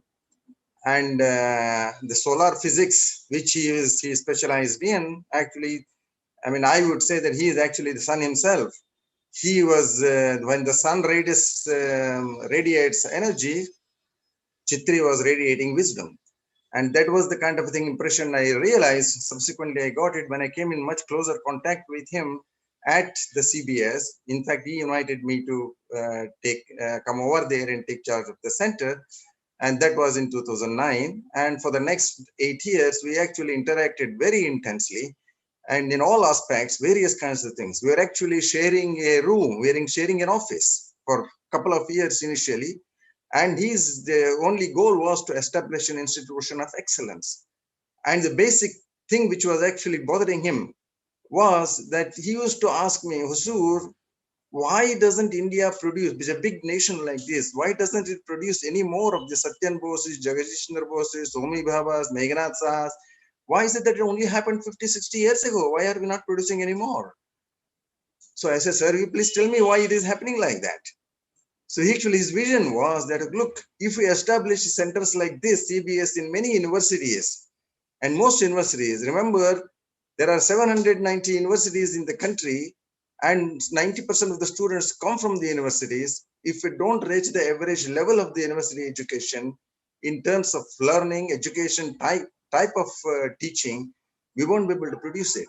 And we have to have a very economical model to achieve this. And the Center for Excellence in Basic Sciences, which is now established in Mumbai University, is an example, is a trendsetter. And this must go on in many more universities. And eventually we will produce people of that type. And that was a very, very novel idea, very great idea. And of course, many people, previous speakers have spoken about him. All the previous chairmen and the vice chancellors have spoken about it. Of course, it was not without hurdles, and we could achieve it. And as far as I'm concerned, I would say that I was like the Bhagavatkar Sadhaka. You know, he was, but God has his own ideas, and then he uses various people to achieve his goals. So, and we used to interact in the office on many occasions. For everything, we used to consult him, discuss with him how to prepare the lectures, how to deliver the lectures, what should be the mode of the lectures, how much PowerPoint should be used, how much Blackboard should be used. All of these kind of things is demonstrated his commitment to teaching and excellence. And we should create more and more of these ones. And the research, because the institution will be known by not only by the teaching, but also by the research. Who are the faculty inside it? What quality faculty you will have it? What research they will do? And he had a great concepts about this. And I must also tell you that he was a great philosopher himself. He had a great knowledge of Sanskrit. And he would often quote from various places in his lectures. In Sanskrit quotes he will give in his lectures. For example, from the Bhagavad Gita, he would say, Nahi jnanena sadrisham pavitram iha vidyate. So there is nothing equivalent to knowledge. That is the supreme. At the same time, he would say, Vidya vinayena shobhate. You have to be polite. You should not be arrogant. You should not be arrogant about what you are doing.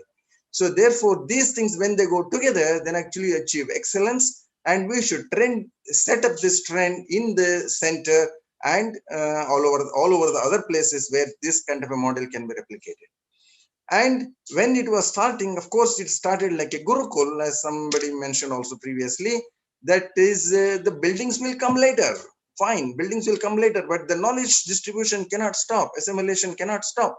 So you build prefab structures, conduct all your classes in the prefab structure. So it became like a Gurukul. The students live there and interact with the teachers extensively. You get the teachers of excellence from different institutions in the city, from the university, from the colleges, to learn from their experiences and experiments and the teaching. So this was his vision, and it was absolutely, he would say, we should do all efforts to get around this. And we must not only stop at the level of national excellence, we should also go for international excellence. How do you go for that? You'll have to make it public, which means you must invite people from abroad to come and spend time here, give lectures here. And you know what kind of a contacts he had. And we managed to get several Nobel laureates to come to CBS to give lectures. They actually spent a couple of, some of them even spent a couple of weeks to teach a course. People came from Cambridge, people from France, from Switzerland, from America. They would come and spend time. They actually were very impressed by the model of this CBS. And they said, okay, this is a bright future.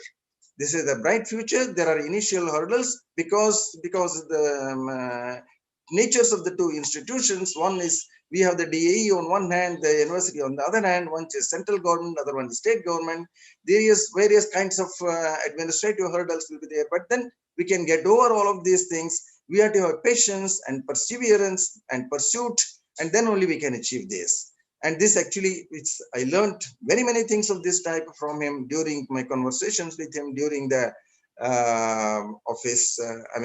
When he would come regularly in the same to CBS to teach, and he would say that, okay, so far as the teaching is concerned, there will be no breaks, there will be no holidays. So you can only have 2-3 holidays in a year in the semester, and the teaching should continue regardless of other public holidays. So which is fine, and many people did follow that, and all the students do remember that extensively. And the kind of people who visited are like Richard Ernst, Kurt Witwick, Lane, Sudarshan, and so many people from Cambridge and so on and so forth. And this was an extremely important step, because if you want to achieve international acclaim, you must produce outstanding research. You must establish outstanding contacts from various people.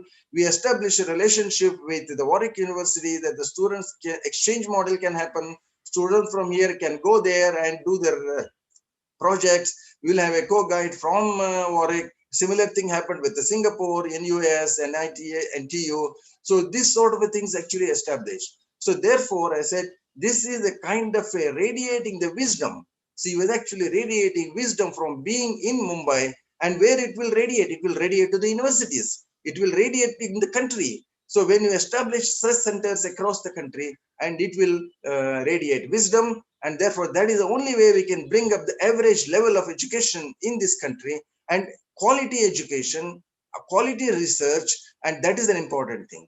I remember he used to ask a standard question to all the people, new faculties or the students we have. Suppose you are giving unlimited money, what is it that you will do? Okay, so this was the standard question he used to have. He would think that you used to do something which is out of the box. Do not imitate others. You have to think originally, creatively, and create situations for that to achieve those goals. And those were the kind of thought process which he had. And he actually demonstrated by example. And he was very polite in his behavior. He would always pursue high quality research. And as I said, this is evident from the kind of people who have agreed to come and give lectures in the symposium, or high quality people agreed to talk in this special symposium organized in his honor. And this goes a long way for taking the reputation of CBS to across international borders. So we have a long way to go still. Of course, we cannot be satisfied with what we have achieved. We have to still go a long way to go. And this was the wisdom which was created. And we had to create a proposal for getting the permanent status to the center, because initially it was on a project mode, which would be for 5 years. And when I joined, there was only 3 years left. But then, of course, you have to go through the process of developing the proposal, go to the university, go to the DAE, and get their approvals, get the thing. And it was a lot of running errands. And then we have to convince all the people that it is a win-win situation for both the center and for the university and for the DAE, because the DAE will get the students who are graduated from here into their own fold. And these people can also go into the university departments as faculty as later. So therefore, this is a win-win for everybody, and we win-win for the country as a whole, because you create many more centers of this type with the low cost, so that you can reach out to the entire country's student population. So that was the kind of a vision with which this went off and took off, and this is now growing extremely well. And we have reached a certain stage. Unfortunately, the pandemic actually has put a break in this development. We have to recruit more faculty, produce, build more infrastructure for the faculty, build more specialized equipments, because of the quality of the research which will be done in the center will reflect upon the status of the center in the end.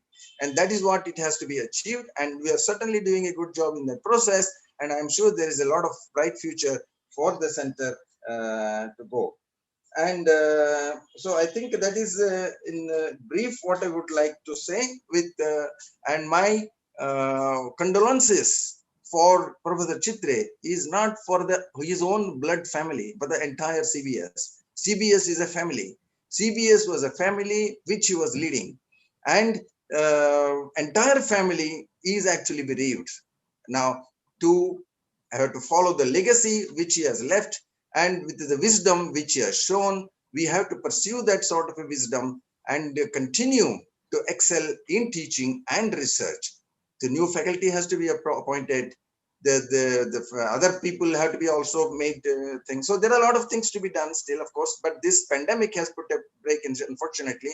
However, this will happen, and I'm very confident with this. There will more centers will also come up. Already one has come in Raipur. More centers will come up, and the university education as a whole gains to stand. And I think with these words, I would like to close. Thank you very much again for this symposium, and thank you. Thank you, Professor Su, for your words. Now I request Professor Sushant Dattagupta to say a few words. Professor Dattagupta, please. Can you hear me now? Yes, yes. Okay. So I would like to first thank you, Dr. Jain, and also my good friend, Dr. Sawant Ghosh, for asking me to pay my personal tribute to Professor Chitre. I actually only knew him as Kumar Chitre. For a long time, I didn't even know his first name and middle name. So I will continue to address him as Kumar. So, everybody has talked a lot about Professor Chitre and his contributions to the formation of CEBS, and also their early associations with him at the Tata Institute and Cambridge. So I shan't go into all that, but let me just tell you that when I used to come and visit the Tata Institute of Fundamental Research very often from IGCAR Kalpakkam, which I joined in 1976, I would interact mostly with my statistical physics colleagues and also the experimental groups downstairs. So Professor VijayRaghavan, Professor Girish Chandra, Professor Tosar, and the young colleagues, at that time young, Professor Ramakrishnan, who was already in the program, Professor Grover, etc., etc.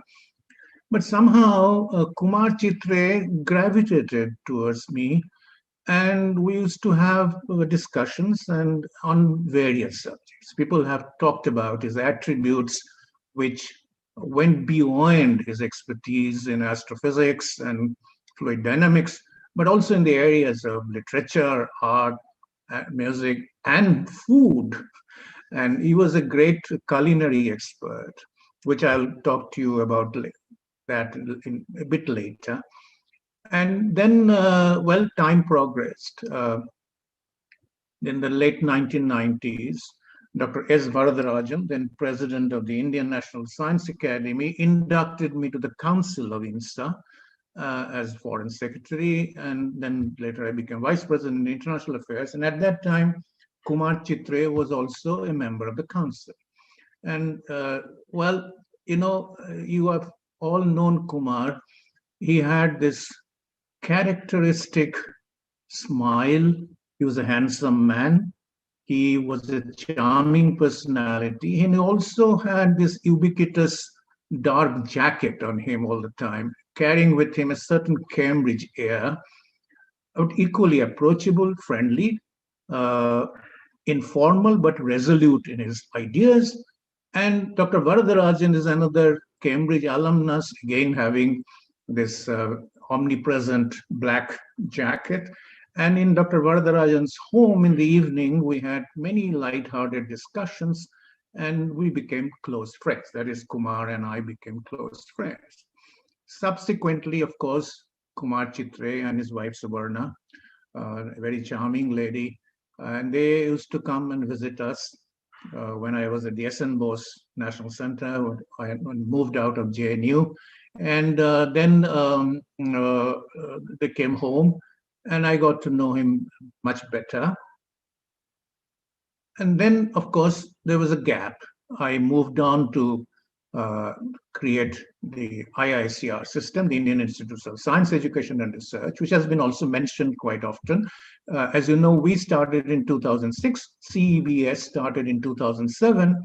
And so, shortly thereafter, Kumar actually shared with me a vision document on the CEBS system, where the idea, as I don't have to repeat myself here, but the idea was to inculcate young, bright students into research so that they don't get drifted away to the IITs or ITBTs or even going abroad after +2 and all that. So the idea was that bringing excitement about research through teaching program, an integrated master's program where BSc and MSc are dovetailed. And so I had this common vision to share with Kumar from the IICR point of view. And of course, the two models are different, but the goal was the same. Then fast forward, I ended up as Vice Chancellor of a Central University in Vishavarati. And in my later years, it's a common knowledge that I got into serious problems, which were mostly political. And but then I realized that the scientific community with which I had interacted quite extensively and closely over years was a bit divided and polarized in their approach towards me. Large section became wary of me, and I could understand that, because when there is so much of dependence on governmental support and patronage, I can understand they were a bit apprehensive of keeping in touch with me. Kumar Chitre, however, was a singular exception. He was non-judgmental. He really viewed me exactly the way he and I interacted earlier. He respected my academic work. And I must say that there was, though I'm a condensed matter and statistical physicist, the work that I was doing in the late 1990s about what happens to the quantum dynamics of a set of charged particles in a magnetic field, and also in particular in a dissipative environment, which had contact with magnetic reconnection problem and also the magnetic fields in solar systems, had attracted Kumar, and we discussed quite a bit of that together.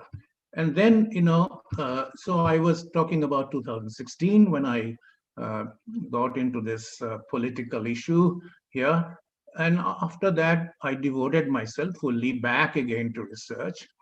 And as I said, Kumar and Swapan Ghosh took the initiative of inviting me to CEBS, where I spent some delightful 10 days in 2018. Kumar never talked about the controversial issues with me, but we only talked about his excitement about how to groom young students. So then, judging by his interest in fluid dynamics, I chose a topic of Brownian motion to give a set of some 8-9 lectures to the young students. What was remarkable, and that had a Kumar signature, that the classes were filled from first year to fifth year of students majoring in not just physics, but mathematics, chemistry, and even biology. Not that all students attended, but those who were interested. And this was the Kumar characteristics of having a holistic, boundaryless educational system. And because there were all these different kinds of measures, and also to satisfy Kumar, I couched my Brownian motion lectures partly towards the mathematics major students by talking about the Gaussian Markov processes, dynamical semigroups, the problems of stochastic processes.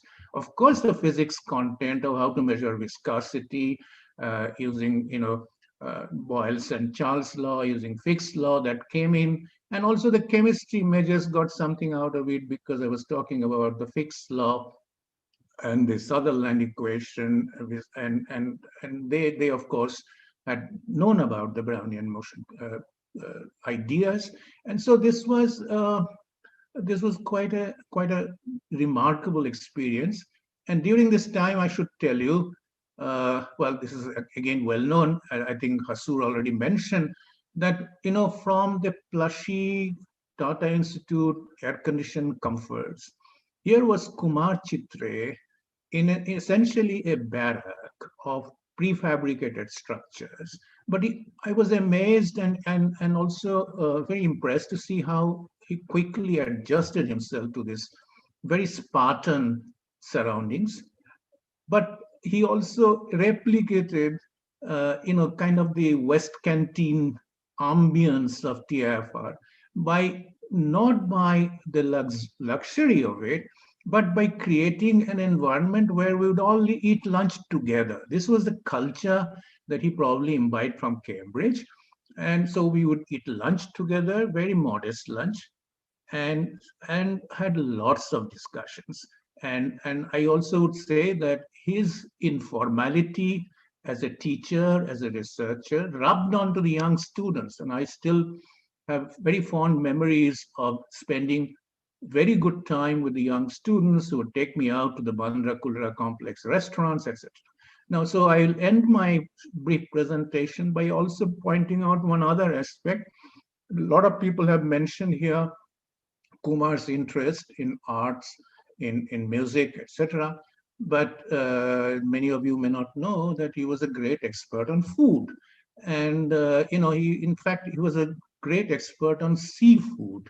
And judging and knowing me as having a Bengali palate, he and also Subarna, his wife, would take me out to seafood restaurants in I cherish all those moments.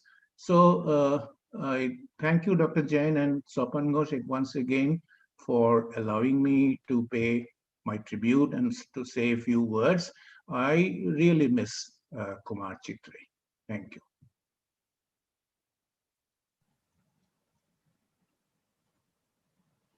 Thank you, Professor Dattagupta, for your remembrance and words about Professor Kumar Chitre. May I now request Professor Subramanian to say a few words. Am I audible? Yeah, namaskar. Thank you. I'll just make. Thank you, Dr. Jain, and my greetings to all the eminent scientists, colleagues, and students who are present on this occasion. It's a privilege and an honor to be a part of this function to pay tribute to Professor Chitre's memory. I will be brief. My own personal association with Professor Chitre was rather limited, but the Homi Bhabha Center goes back a long way in terms of its association with Professor Chitre. In fact, as many previous speakers have mentioned, Professor Chitre was interested in areas, committed to the development of areas well beyond scientific research, which was his primary contribution. Science education clearly was one of them. Culture was another domain in which he took active interest, as people have just mentioned. So given his interest in science education, it is no surprise that he was associated with the Homi Bhabha Center for a very long time, and I believe almost from its inception, which is over 4.5 decades ago. He was a close friend and a guiding spirit of the center. His advice was constantly sought and given. He was an active member of the management board of the center for a very long time. And this association, as I said, goes back a long way. It was well before my time. However, his hand and his interest in shaping Homi Bhabha Center had an influence, and it has contributed to what the center is today. I would also like to mention, to recall here, an occasion when Professor Chitre actually gave the inaugural address, a keynote address, to one of our main conferences, the Episteme Conference, which is a sort of flagship conference of the center. It's the main platform for research and science education in the country. Attracts a good number of international participants as well. In Episteme 4, held in January 2011, about a decade ago, Professor Chitre gave the inaugural keynote address. And he spoke of his vision of higher education in science in India, and especially referring to his recent initiative of the CEBS, which had just started a few years prior to that. So here was Professor Chitre speaking to an audience mainly working in school education, and he was talking about what was needed in science education at the tertiary level. It's sort of interesting that the slides of that talk are still available on the website, and I had an occasion to look at them at the Homi Bhabha Center's website of past Episteme conferences. Two messages stand out very clearly about his vision for CEBS. One is the location of CEBS in the university setting and ambience. So very integral connection with the university. I think that was a very powerful message to us, which we deeply appreciated. The second was the fact that CEBS would serve as a point of connection between the university and other proximate institutions, as he referred to them, which included TIFR, and it included Homi Bhabha Center as well. I'm very proud to note that the Homi Bhabha Center's association with CEBS was there right from the early days. A large number of the faculty from the Homi Bhabha Center have taught courses right from from the beginnings. They continue to do so even now. And it's great to be associated with CBS. In fact, as my colleague, Professor Anvesh Mazumdar just messaged me that just immediately after the inauguration of CBS, Professor Deepak Mathur described just now, the first class was taken by Anvesh Mazumdar, which is, I think that's a very proud thing to recall for us. The chemistry lab was initially conducted at the Homi Bhabha Center. I think colleagues were also involved in setting up those initial labs at the center. So it feels very great to be associated with what clearly was a radical and innovative experiment in higher education and science in the country. And I'm sure that that association will continue and get even stronger as more convergences are discovered between the goals of CBS and the goals of Homi Bhabha Center. I'm sure this will only strengthen, and it will be an even more fitting tribute to the memory of Professor Chitre. Thank you very much for giving me this opportunity, Dr. Jain. Thank you. Thank you. Thank you, Professor Subramanian. Now I request Professor Arvind Kumar to say a few words. Namaskar.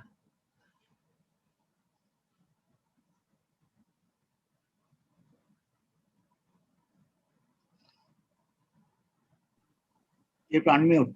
Yes. Yeah. Am I audible? Yes. Yeah. Yes. Yeah. Please continue.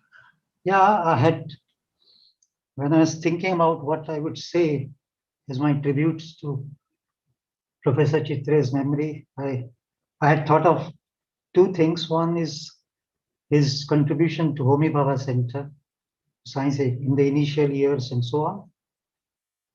And then my own personal contact with him, which started from 2007.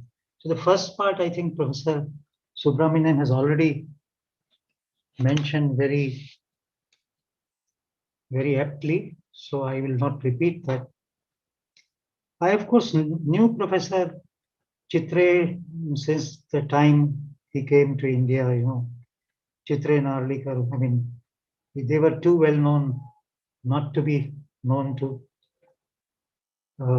other people. So I had known about him, but I really had not much contact with him, except occasional contact when I was at the university and he probably came to give some lecture or something like that. But my very strong contact with him started from 2007 when CBS was getting established. And of course, I mean, Homi Bhabha Center was given the responsibility of conducting the first national entrance, the so-called NEST, the screening test. So this was an enormous responsibility for Homi Bhabha Center. And of course, we looked for guidance, and there it was, Professor Chitre, Professor Jha, and a large number of other scientists from TIFR helped us. And it was a lot of hard work, but we were very happy that it went through well. And we continued that role even for a few years.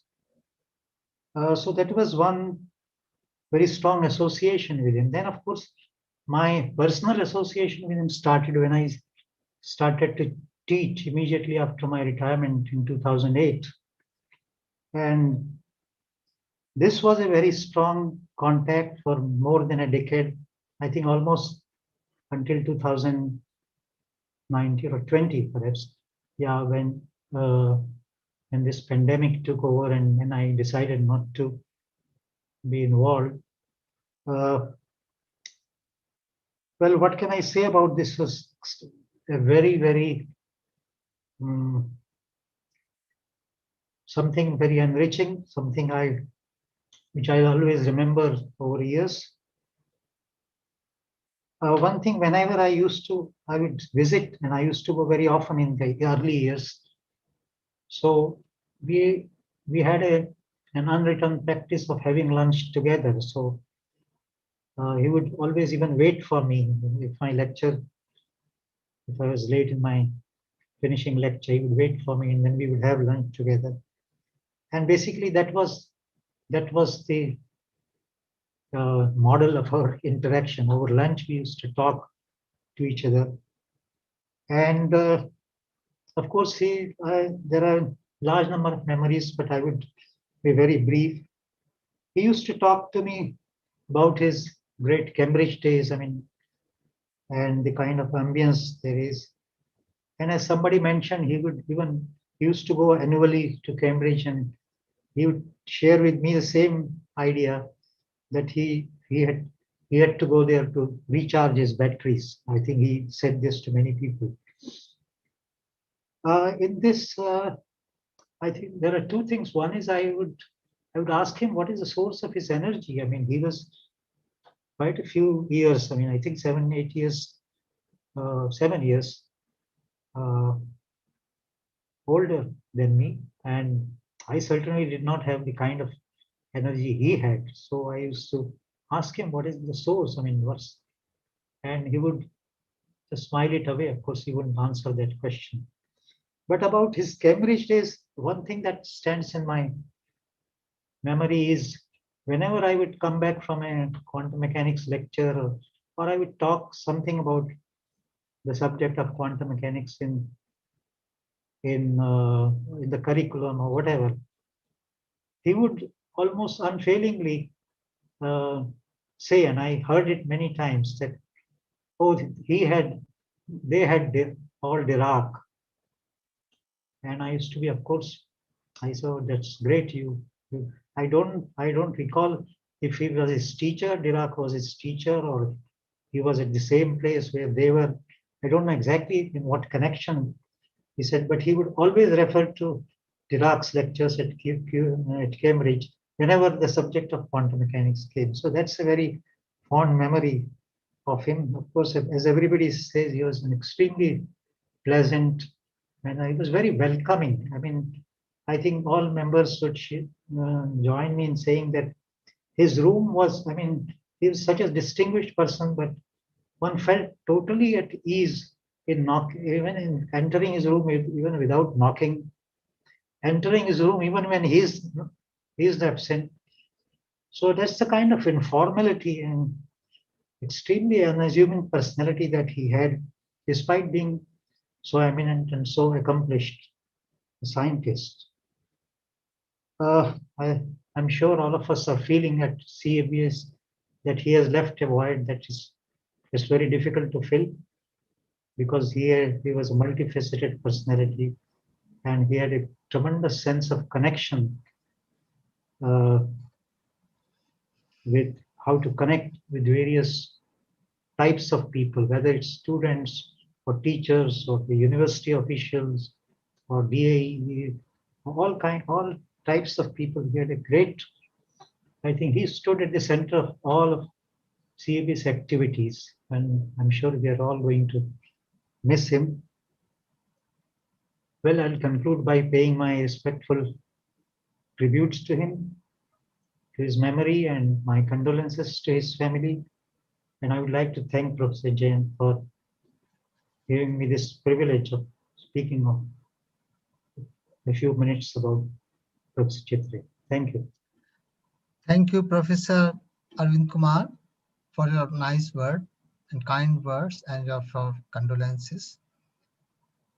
Yeah, we do miss him a lot. Now I request Professor P.C. Agrawal to say a few words. Friends, as the previous speakers have shown, Professor Chitre was an outstanding and versatile astrophysicist who has a broad vision, and he was not only an inspiring teacher, an outstanding researcher and inspiring teacher, but he was also a visionary and a highly cultured scientist.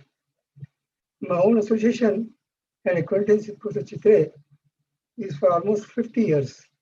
I joined TFR in 1962 as a research associate after graduating from 5th batch of the training school, and Professor Chitre joined in 1967 after getting PhD from Cambridge and then spending a few years abroad.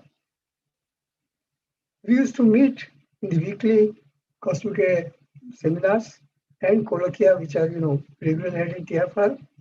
And over the years, we became friends and we used to discuss research programs.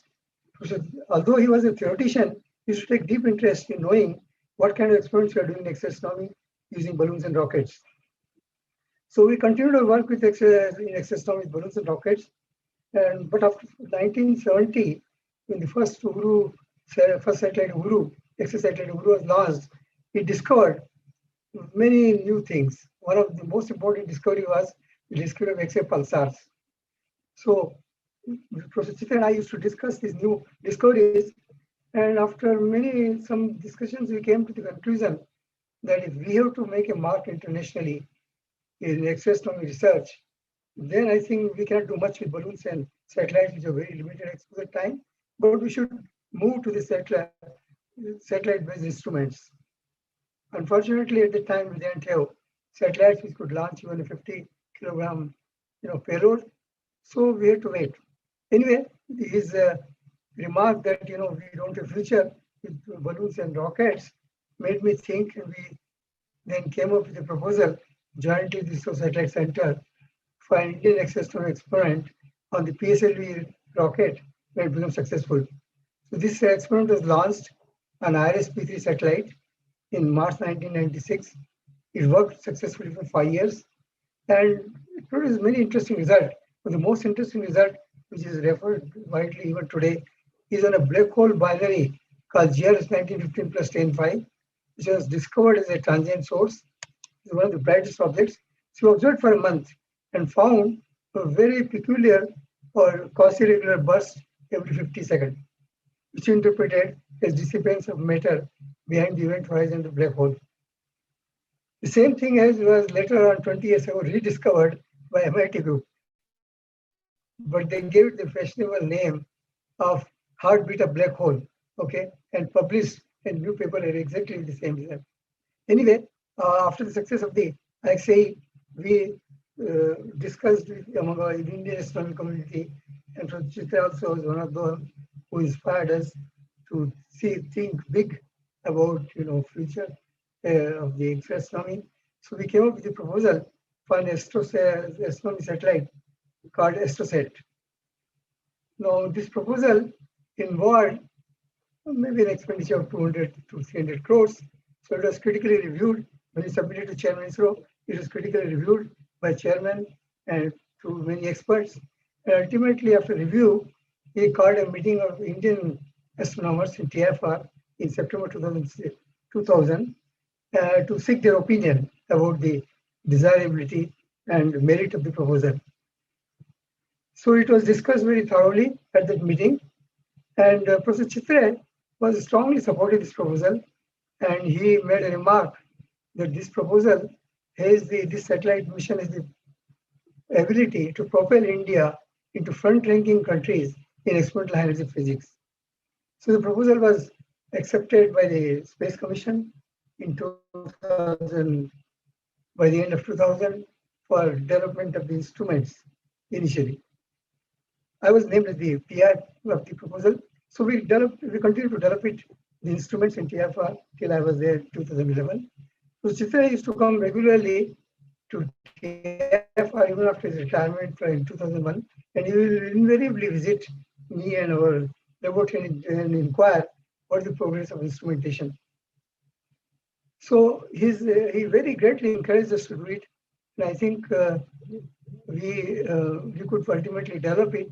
And by 2010-11, most of the development of the prototype instruments are over. In 2011, I retired. I left TFR. Then he asked me what I will do. So he said that I should come to CBS and set up an experimental laboratory. His idea was that it will be a unique laboratory because no other institution or university has a laboratory for astronomy and astrophysics. So we set it up it will be something unique to CBS, and I think it will greatly motivate the students to have first-hand experience about the techniques used in astronomy. So I really agreed to it. I joined CBS in 2013, I think so, and I got a NASI senior scientist position. So I set up the laboratory. I was going to funding and support the laboratory space. We designed the laboratory completely from ab initio, and the laboratory became functional. And students initially we had 6 experiments. Later on, we enlarged them to 9 or 10. So Professor Chitre was the one driving force and main person who motivated me to take up this laboratory space. And this, he also encouraged me to set up the device, a new course called experimental astronomy, in which students will not only perform the experiments in laboratory, but they will also learn the physical processes and radiation processes and interaction processes of radiation in detectors and medium. So this course was devised, and it was compulsory till I left CBS. I don't know now, for the 8th semester student. And I think this course served the purpose of making students familiar with the experimental techniques used not only in high energy astrophysics, but also in high energy physics, nuclear physics, etc. As you know, Professor Chitre was a person who always motivated and gave very good advice to people. After my PhD in 1971, I got an offer for postdoctoral fellowship at Caltech. So I went to him, he congratulated and said, remember that Caltech is in the top university in the world, and in US, of course, certainly. And so you will be meeting very outstanding people. So you will be an ambassador of TFR. Make sure that you convey the correct image and that you perform very well. These words were always ringing in my ear.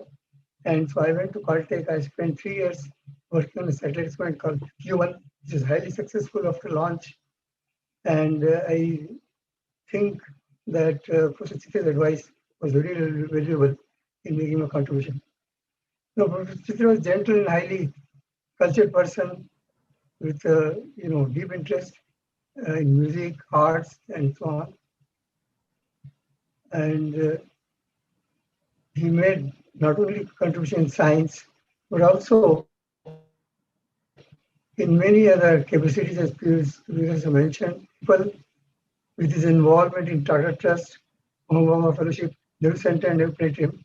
And I think it was greatly missed by everybody who came in contact with him. I cherish memories of my association with him and pay my tribute to this great soul and offer my sincere condolences to his family. Thank you. Thank you, Professor Agrawal, for your kind words. Now I request Professor Abbas Rangwala to say a few words.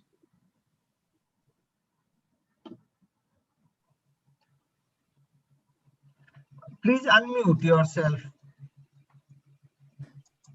I hope I'm audible. No, yes, no, yeah, okay. Please go ahead. Thank you very much, Dr. Jain, Dr.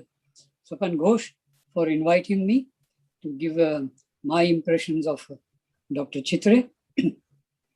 I would talk on behalf of the Department of Physics, University of Mumbai. That's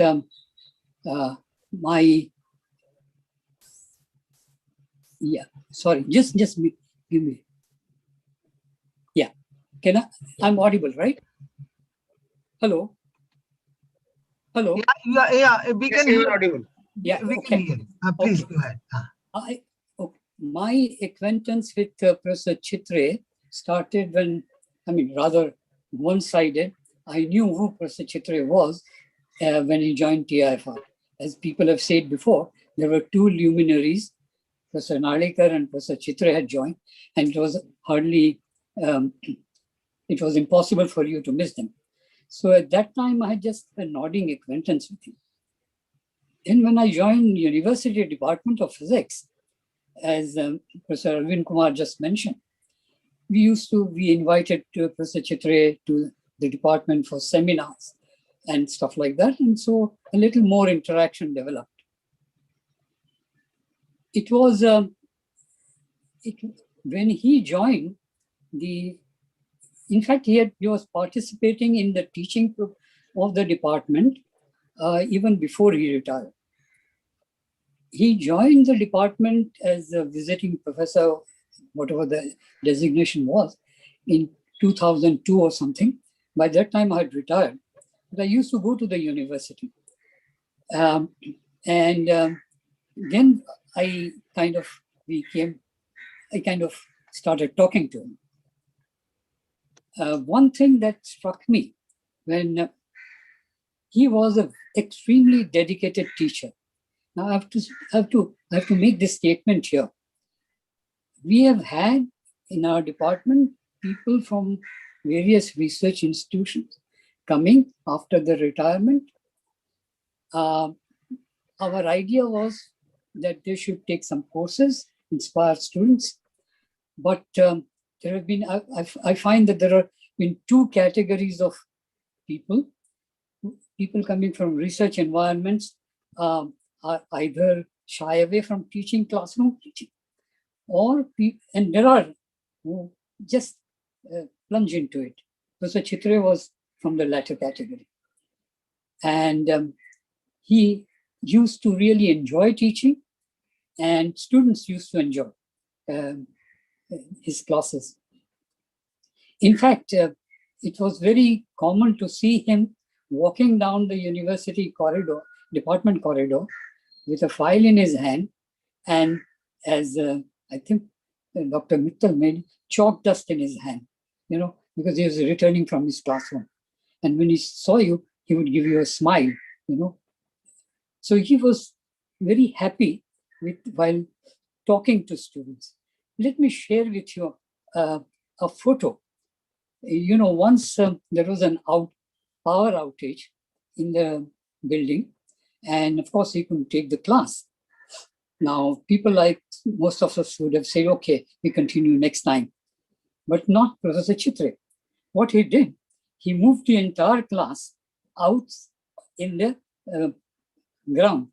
And let me share with you the photo. Just give me a minute. And here is the photograph. I hope you can see Professor Chitre, right? And the students taking down notes, and under the tree is teaching. This photograph is courtesy Professor Anuradha Mishra, and photograph was taken by one of our students, Chintamani. I must give credit to them. So his dedication to teaching. Now people have made a remark, why was University of Mumbai chosen for CBS as premises? I have a feeling that he was associated with the department, he was associated with the university, and I think he had developed a fondness for it. Of course, people mention that it was his alma mater and other things, but I think this also counted, that he had spent some time, a pleasant time in the university department. So I think department should take some credit for Dr. Professor Chitre wanting to have this CEBS on the university premises. I first came across this thing one day. I met him in the corridor. He says, Abbas, I want to talk to you. Takes me to his office, which was next door to the head's office, and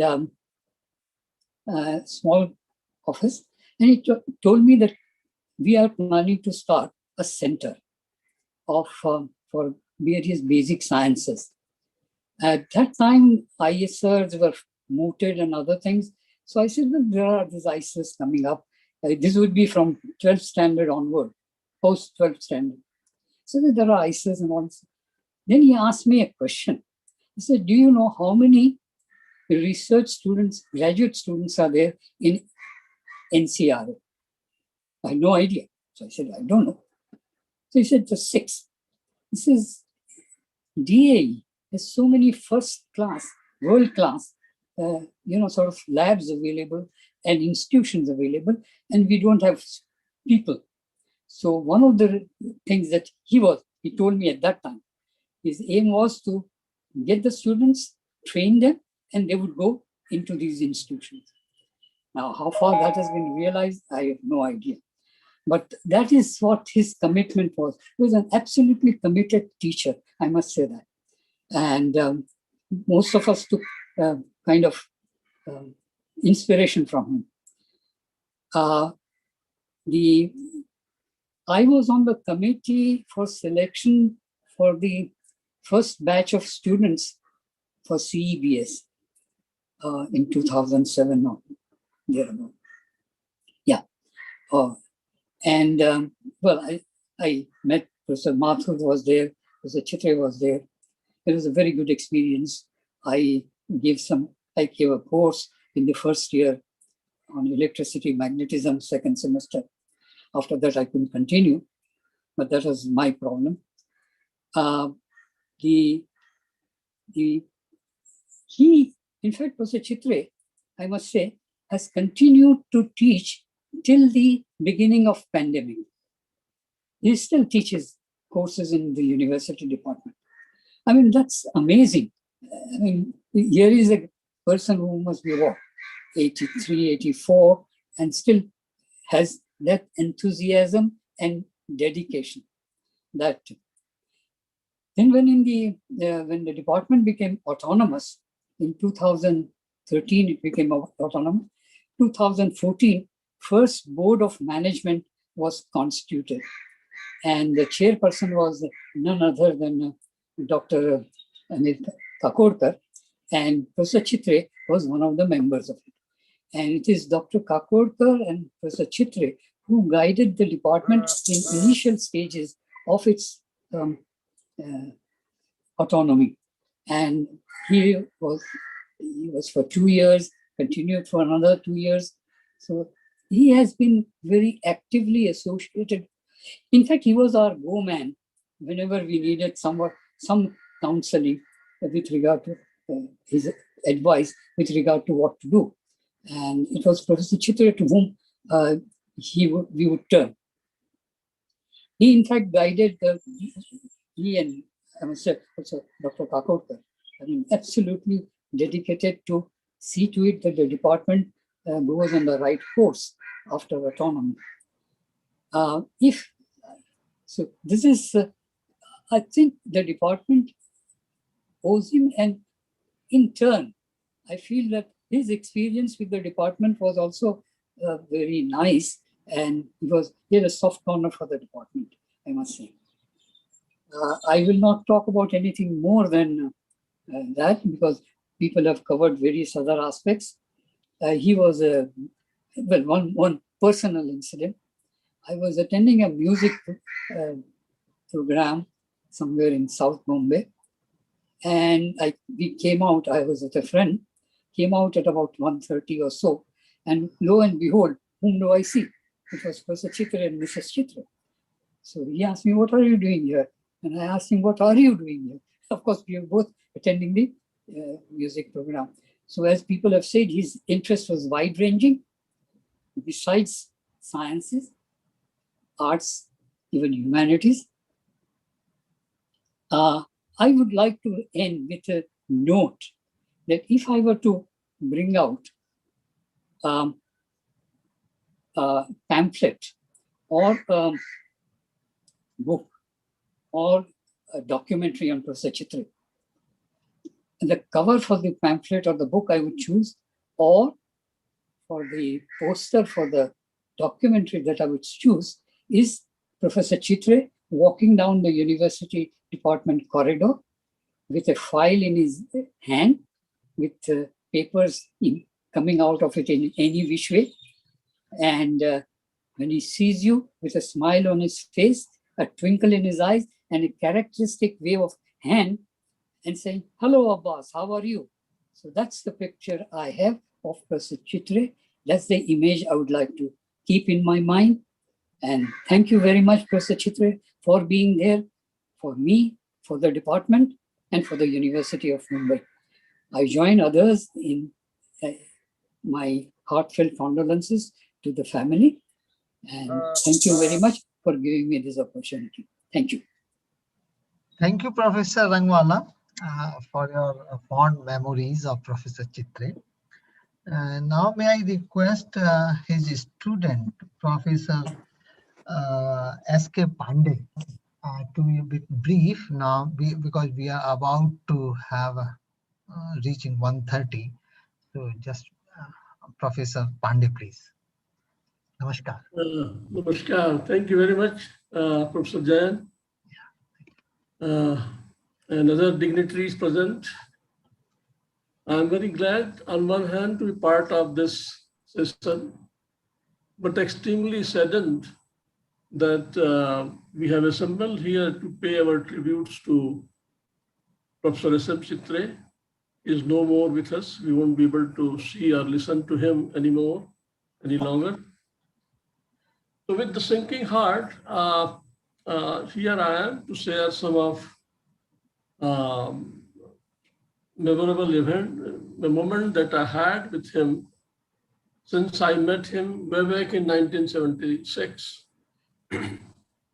I saw him first in 76 when my mentor, Professor R.K. Thakur, took me to TIFR for a winter school in astrophysics. And then finally, when I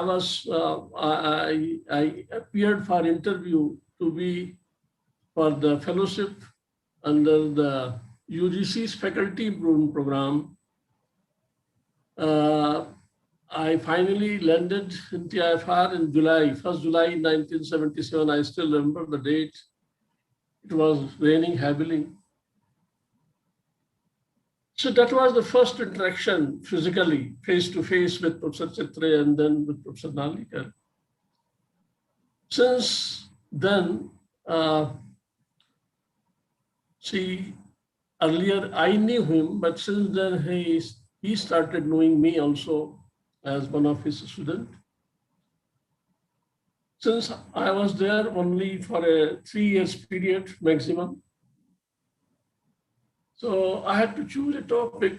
So I requested Professor Narlikar to give me a topic, something which Professor Antia is doing, so that I don't have to work in isolation. There should be someone to supervise me immediately, to which he agreed. And that's how I started working with Professor Chitre, Antia.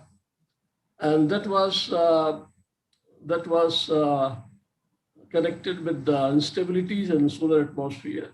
And to begin with, we did some work on polytropic double layer, compressible layer, to look for instabilities of convective modes, mimicking what the sun has, convectively unstable layer, overlying the convective region of the sun. But what impressed me every time I used to meet Professor Chitre in his office, not only his smiling face, sparkling eyes, actually his smile and his eyes used to speak too much. What kind of ideas he has about the solar interior and how he would like to see those through numerical or analytical models. And he used to somehow had a very intuitive ideas that in order to interpret granulation and supergranulations and possibly giant cells, we should take up the problem of realistic solar model covering the entire sun, right from radiative layer below the convective zone and overlying stable layer. And we should be able to, he used to always tell us that the convection is not a simple convection, it's a turbulent convection. So you must include the turbulent dissipative effects into account while doing the convective mode analysis in the regime of mixing link theory. And he used to tell us whenever we meet and discuss that we should get 2 peaks in the growth rate curve. So this is a problem which, with the expertise of Antia and computational methods, we did, which finally became part of my thesis. And when we got the first result, I still remember when we both went to Professor Chitre's room and we showed him the result. See, this is what we have got. So there is a turnover, which no one had got beforehand. So I could still see the sparkling eyes that he had. This is what he was expecting. So that was the first result that we had. And after I left TIFR, people carried out extensive work on not only convective modes, but the emerging 2 peaks to explain generalization, supergeneration growth rates and time scales, but also the acoustic waves by Antia and Narasimha later on. So when I was about writing my thesis, since most of the papers were already either in the paper form or to be submitted in an article, so I used to write all those chapters, which he immediately used to return me. But the last one, which, as we all know, that is the introduction part, the first one, that was the most difficult part. So I was a bit worried because Antia by then had left for Italy after completing his PhD. I was alone. I was a bit worried whether I would be able to write my introductory part properly or not. To my surprise, when I showed it to Professor Chitre, I still remember what he wrote on the front page of introductory page. Very well written. So I said, that is the compliment I have from my own teacher. So that is how atypical of Chitre, always encouraging, always supportive. And when I finally completed my term at TIFR, June 30th, 1980, I had my thesis in my hand, which signature of Professor Chitre. For the return journey, I casually asked him, what do you advise me? Sir, I'm going back to my college. What is your advice for me? So he advised me, see, you are with the college, you have to concentrate on your teaching first. But he also reminded, he also warned me, never enter into classroom without proper preparation, which I have followed throughout my life as a teacher. So that was typical of Professor Chitre. See, after a while, we lost contact because that was the day with no emails, even the phone connection was not very common. But after Ayuka was born, we often used to meet mostly at Ayuka, but occasionally at some other places like Hyderabad or Ahmedabad for some meeting or some refresher courses. And we remained in contact.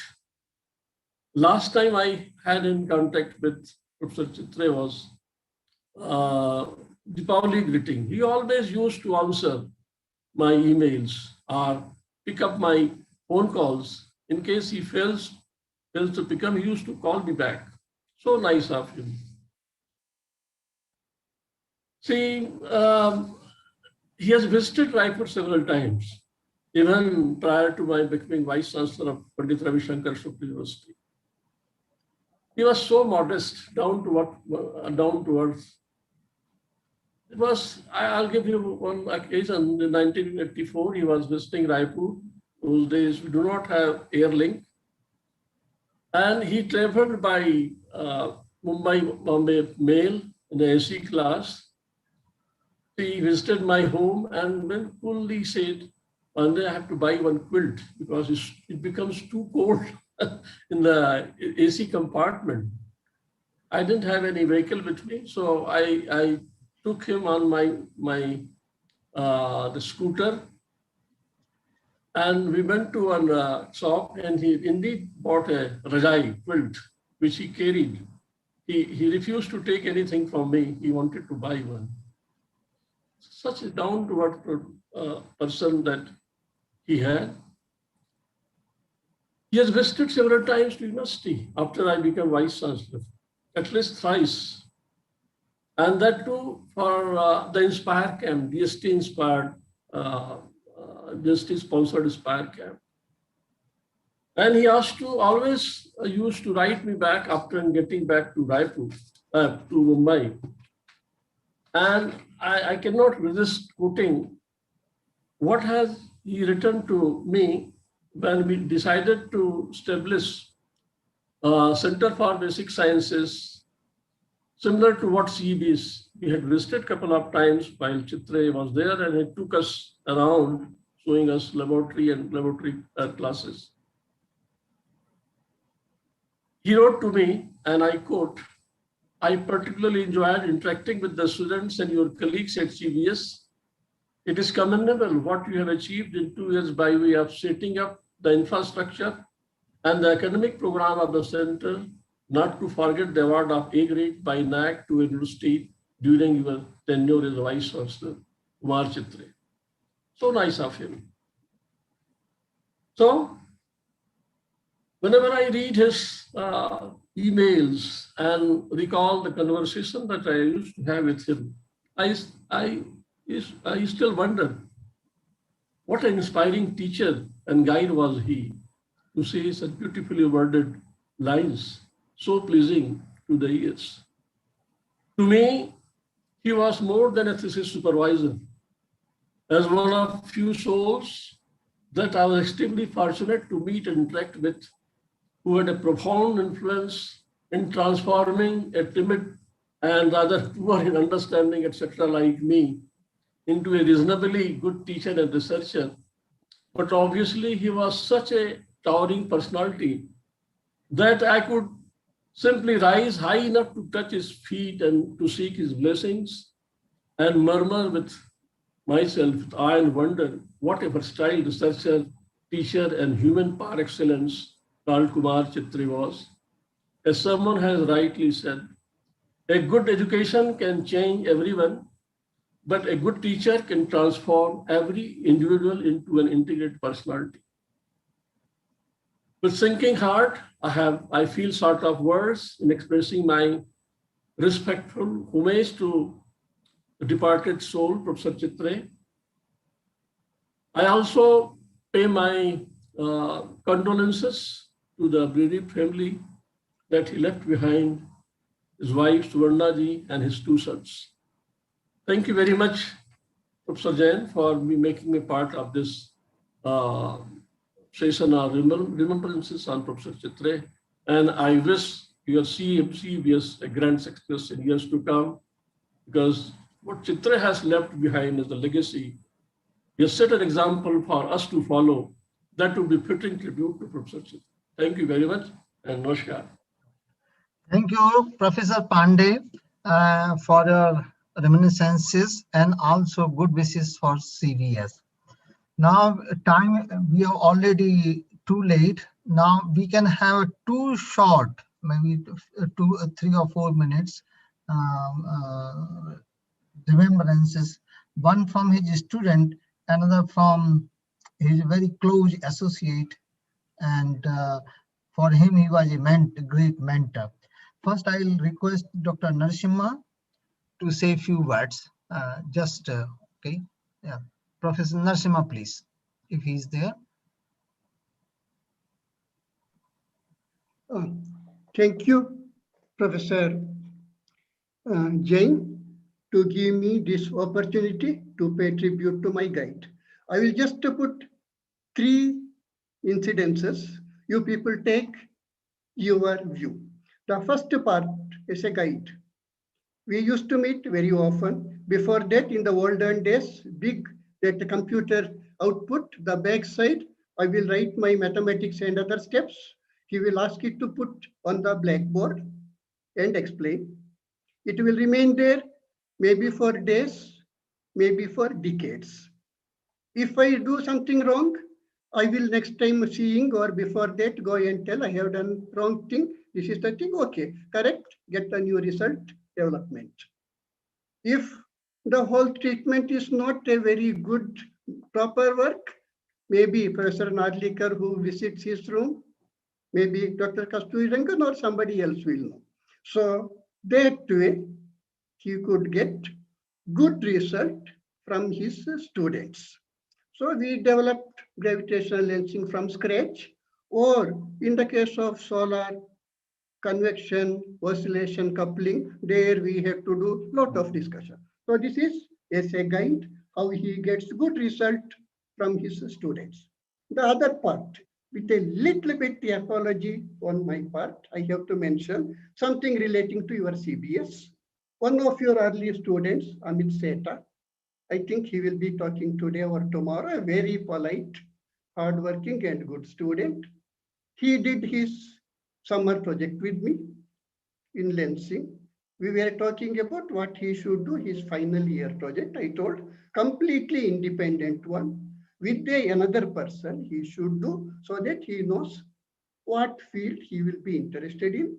So it turns out that my student Anvesh Majumdar, he did on stellar oscillation, a hardcore fluid dynamics problem. When he was presenting, I became the external examiner.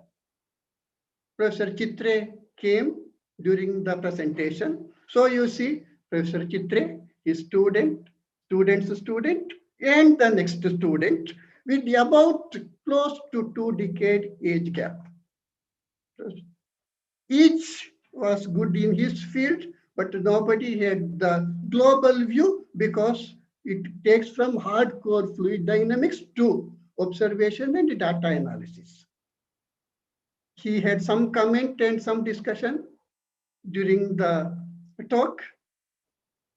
Soon it turns out that it was the way old discussions, and at about 1.5 hours later, when my ex-colleague, Professor Pushan Ayog, who came for some other examiner, asked, "Is your seminar over?" Then I realized the kind of thing. See, Professor Chitre's passion for science, anytime discussion, even in 2001, through email we had discussion, but probably when it's a student seminar, one should be a little bit. The third thing I have to tell, to give you the other personality of Professor Chitre, from about age of 2, my son, on Saturdays, I will bring him to office. Opposite to me is Professor Chitre's office. He would try to just peep outside. Professor Chitre will know somebody is there. We will open the door. After that, close it, and they will be having discussion. I do not know what went on since my son was 2 years old. Only thing I know now is, though his thesis, it is about computer engineering network. What he does in that one, mean field theory, Hilbert space, Banach space, and Hamilton-Jacobi equation, etc. Why he went to this kind of topic, I long wondered.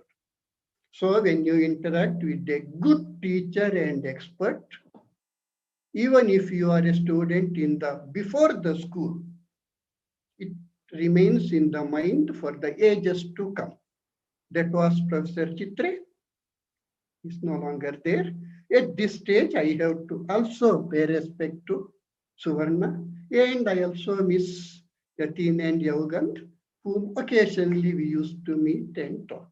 Professor Jain, thank you so much for giving me this opportunity to present some of this aspect of Professor Chitre. Thank you so much. Thank you very much, Professor Narasimha. Very important points you have made, and thanks a lot. Now I request Dr. Sudhir Jain just to have his glimpses, maybe for a few minutes, and then we request any other person is interested, perhaps they can leave in the box their remembrances, and we will have somewhere these in a proper format. And Dr. Sudhir Jain, please. Thank you. Yes, thank you very much, Professor Jain. I am very grateful. So I will be very quick and short. I was a visiting student in the VSRP program of TIFR in 1984, And Professor Chitre was 47, and we would have wished him today his 85th birthday if he was here. And anyway, I'm extremely glad that we are celebrating the 85th birthday of Professor Chitre with such distinguished symposium arranged by all of you. It's a phenomenal success. So, well, I joined him, and then, I remember entering his office, and after a while, he just handed me from his filing cabinet. He took out a paper and he handed me over this paper. He said, "This is a paper on Rayleigh-Bénard convection. This is written by Subramanian Chandrasekhar. So, take it easy. You read it slowly. It's not very easy exactly, and you are still very young. So you can take your time and go around." And so I started reading, and I was given an office in the 3rd floor, which is now is now populated by the maths PhD students. There we were sharing office with Samir Mathur and Kandaswamy Subramanian, and it was a very beautiful time that summer. And with every now and then, some evening, Professor Chitre will come in his characteristic way and say that, "Okay, Sudhi, you wish we go for a stroll and steal the site. It's a very nice evening," and so on. And on the evening walks, he will clarify so many doubts, point out to me references, and so on. So I studied and learned so much on that summer in 3 months. I cannot imagine anyone, in normal circumstances doing anything of that magnitude. There was just so many books and so many things I learned. It made my life on a very good path on nonlinear phenomena, nonlinear dynamics. Then after I joined the VRC, I used to visit and sometimes we met. Then now we go to fast forward, come to 2007. When in 2007, I received a phone call from Professor Chitre saying that, we have a CBS, this center, and you, of course, you have been enthusiastic in fluid mechanics. So the first batch of fluid mechanics we are going to teach now in 2010. So in 2007, the first batch started. The 7th semester was in 2010, and he invited me to help him with the course on fluid mechanics. He wrote such compelling letters from when he was in Cambridge in summer that we will do this and that, and we'll do these exercises, we will do this, what do you say? And I'll reply to him. I have all those correspondences, very precious for me. And then we stuck to this course for a very long number of years. In between, then he asked me, after we met more and more, he said that you should, I think, teach the first year course in physics, which I took and taught for 4 years. And he always told me, what kind of problems you are doing. So I'll explain to him why grasshopper jumps much, higher than humans can jump, if you compare the sizes and so on. So he was very excited and he would always encourage me.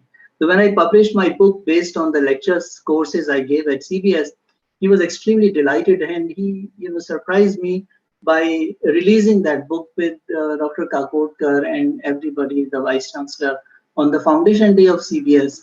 And that was really memorable and so encouraging for me. The last 1 or 2 years, we've been extremely closely interacting, writing a book with him on fluid mechanics. I'm very happy to say that we have sent a few chapters to Springer Verlag, who has invited us to write this book. And they are going through the review process right now. We are closing in on the book. We are at some page 160. Written, Bhushan Paradkar has been extremely helpful and even, guiding in writing the book. In the absence of Professor Chitre, it is a monumental task to get this thing done. Professor Chitre was so meticulous that he has written the lectures in his hand using his pencil, and during April, May, June last year, we had conversations all the while. Then I finally told him, once you are done with it, you should send it over so that we can finally type it. He said, "Oh my God, I didn't think about it. I was writing in pencil." So I said, "Well, pencil will be a bit faint." And it's terrible.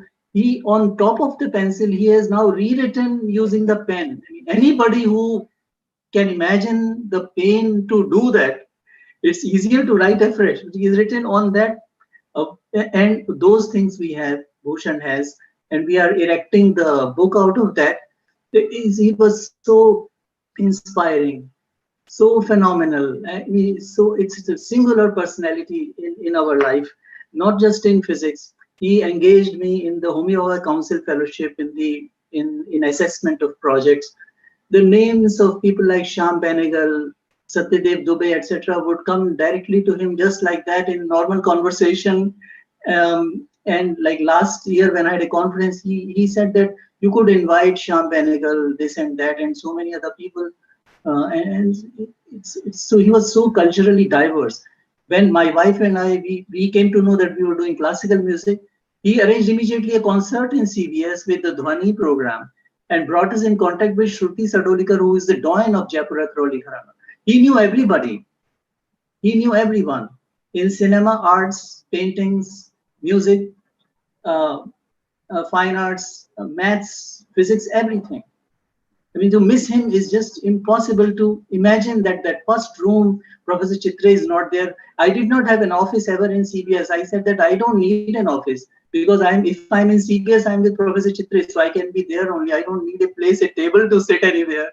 So I don't know what to do there. When I reach there, I look at that room. I don't know what to do in that place. So I'm extremely. It's just terrible. So anyway. To all of us, I wish all the best. Let us all raise to an occasion that somebody and so many other students who will outgrow our lives will remember some of us also in a similar way, and remember also Professor Chitre and the legacy for many, many decades to come. Let's wish ourselves all the best, and let's wish the family a very peaceful, and we promise we'll bring out this book on fluid mechanics, published by Springer Verlag. No questions about that. Thank you very much, Professor Jain, for the time. Thank you, Sudhir. Thank you very much. And I take this opportunity to thank each and everyone for giving their time and sharing their reminiscences with us. It was a really great occasion to pay our tribute to the great and legendary scientist and well-renowned astrophysicist of our country, Professor Chitre. Thank you very much. Now I request Bhushan to say a few words and conclude the session. Thank you. Thank you, Professor Jain. Indeed, the corridors of CBS are never going to be the same without Professor Chitre. That I totally agree with Professor Jain, Professor Sudhir Jain, that his room actually stares at us, and there cannot be any two ways about it. Anyway, as a vote of thanks for this special session on behalf of UMDA CBS, I sincerely thank all the eminent speakers of today's remembrance sessions who shared their memories and respect for Professor Chitre. We are grateful for their valuable time, especially in these deeply uncertain times. As part of the souvenir of this symposium, we have compiled remembrance messages from his friends, colleagues, former students. We thank all of them with deep heart, and this souvenir document is available on the conference website. In particular, we would like to thank family of Professor Chitre who shared some valuable inputs while preparing this document. Professor Chitre used to say that he has a very short mean-free path. That basically means he used to interact with so many people that whenever he used to go from point A to point B, it would take more time. So since he has interacted so many people, I mean, unfortunately, we couldn't accommodate all of them. So our sincere apologies to these people because of these time constraints. Finally, we would like to thank CBS staff, and in particular, all the enthusiastic students who had so much emotional connect with him for participating this and making this event, this event possible. Without this would not have happened. So thank you all for your wholehearted support. We really appreciate it. Thanks a lot. If you have any comments, you can always send it to the symposium email, or you can put it in the message box of this meeting. Thanks a lot. Please join at 2:30 for the lecture by Lord Martin Rees, and have a good lunch. Thank you.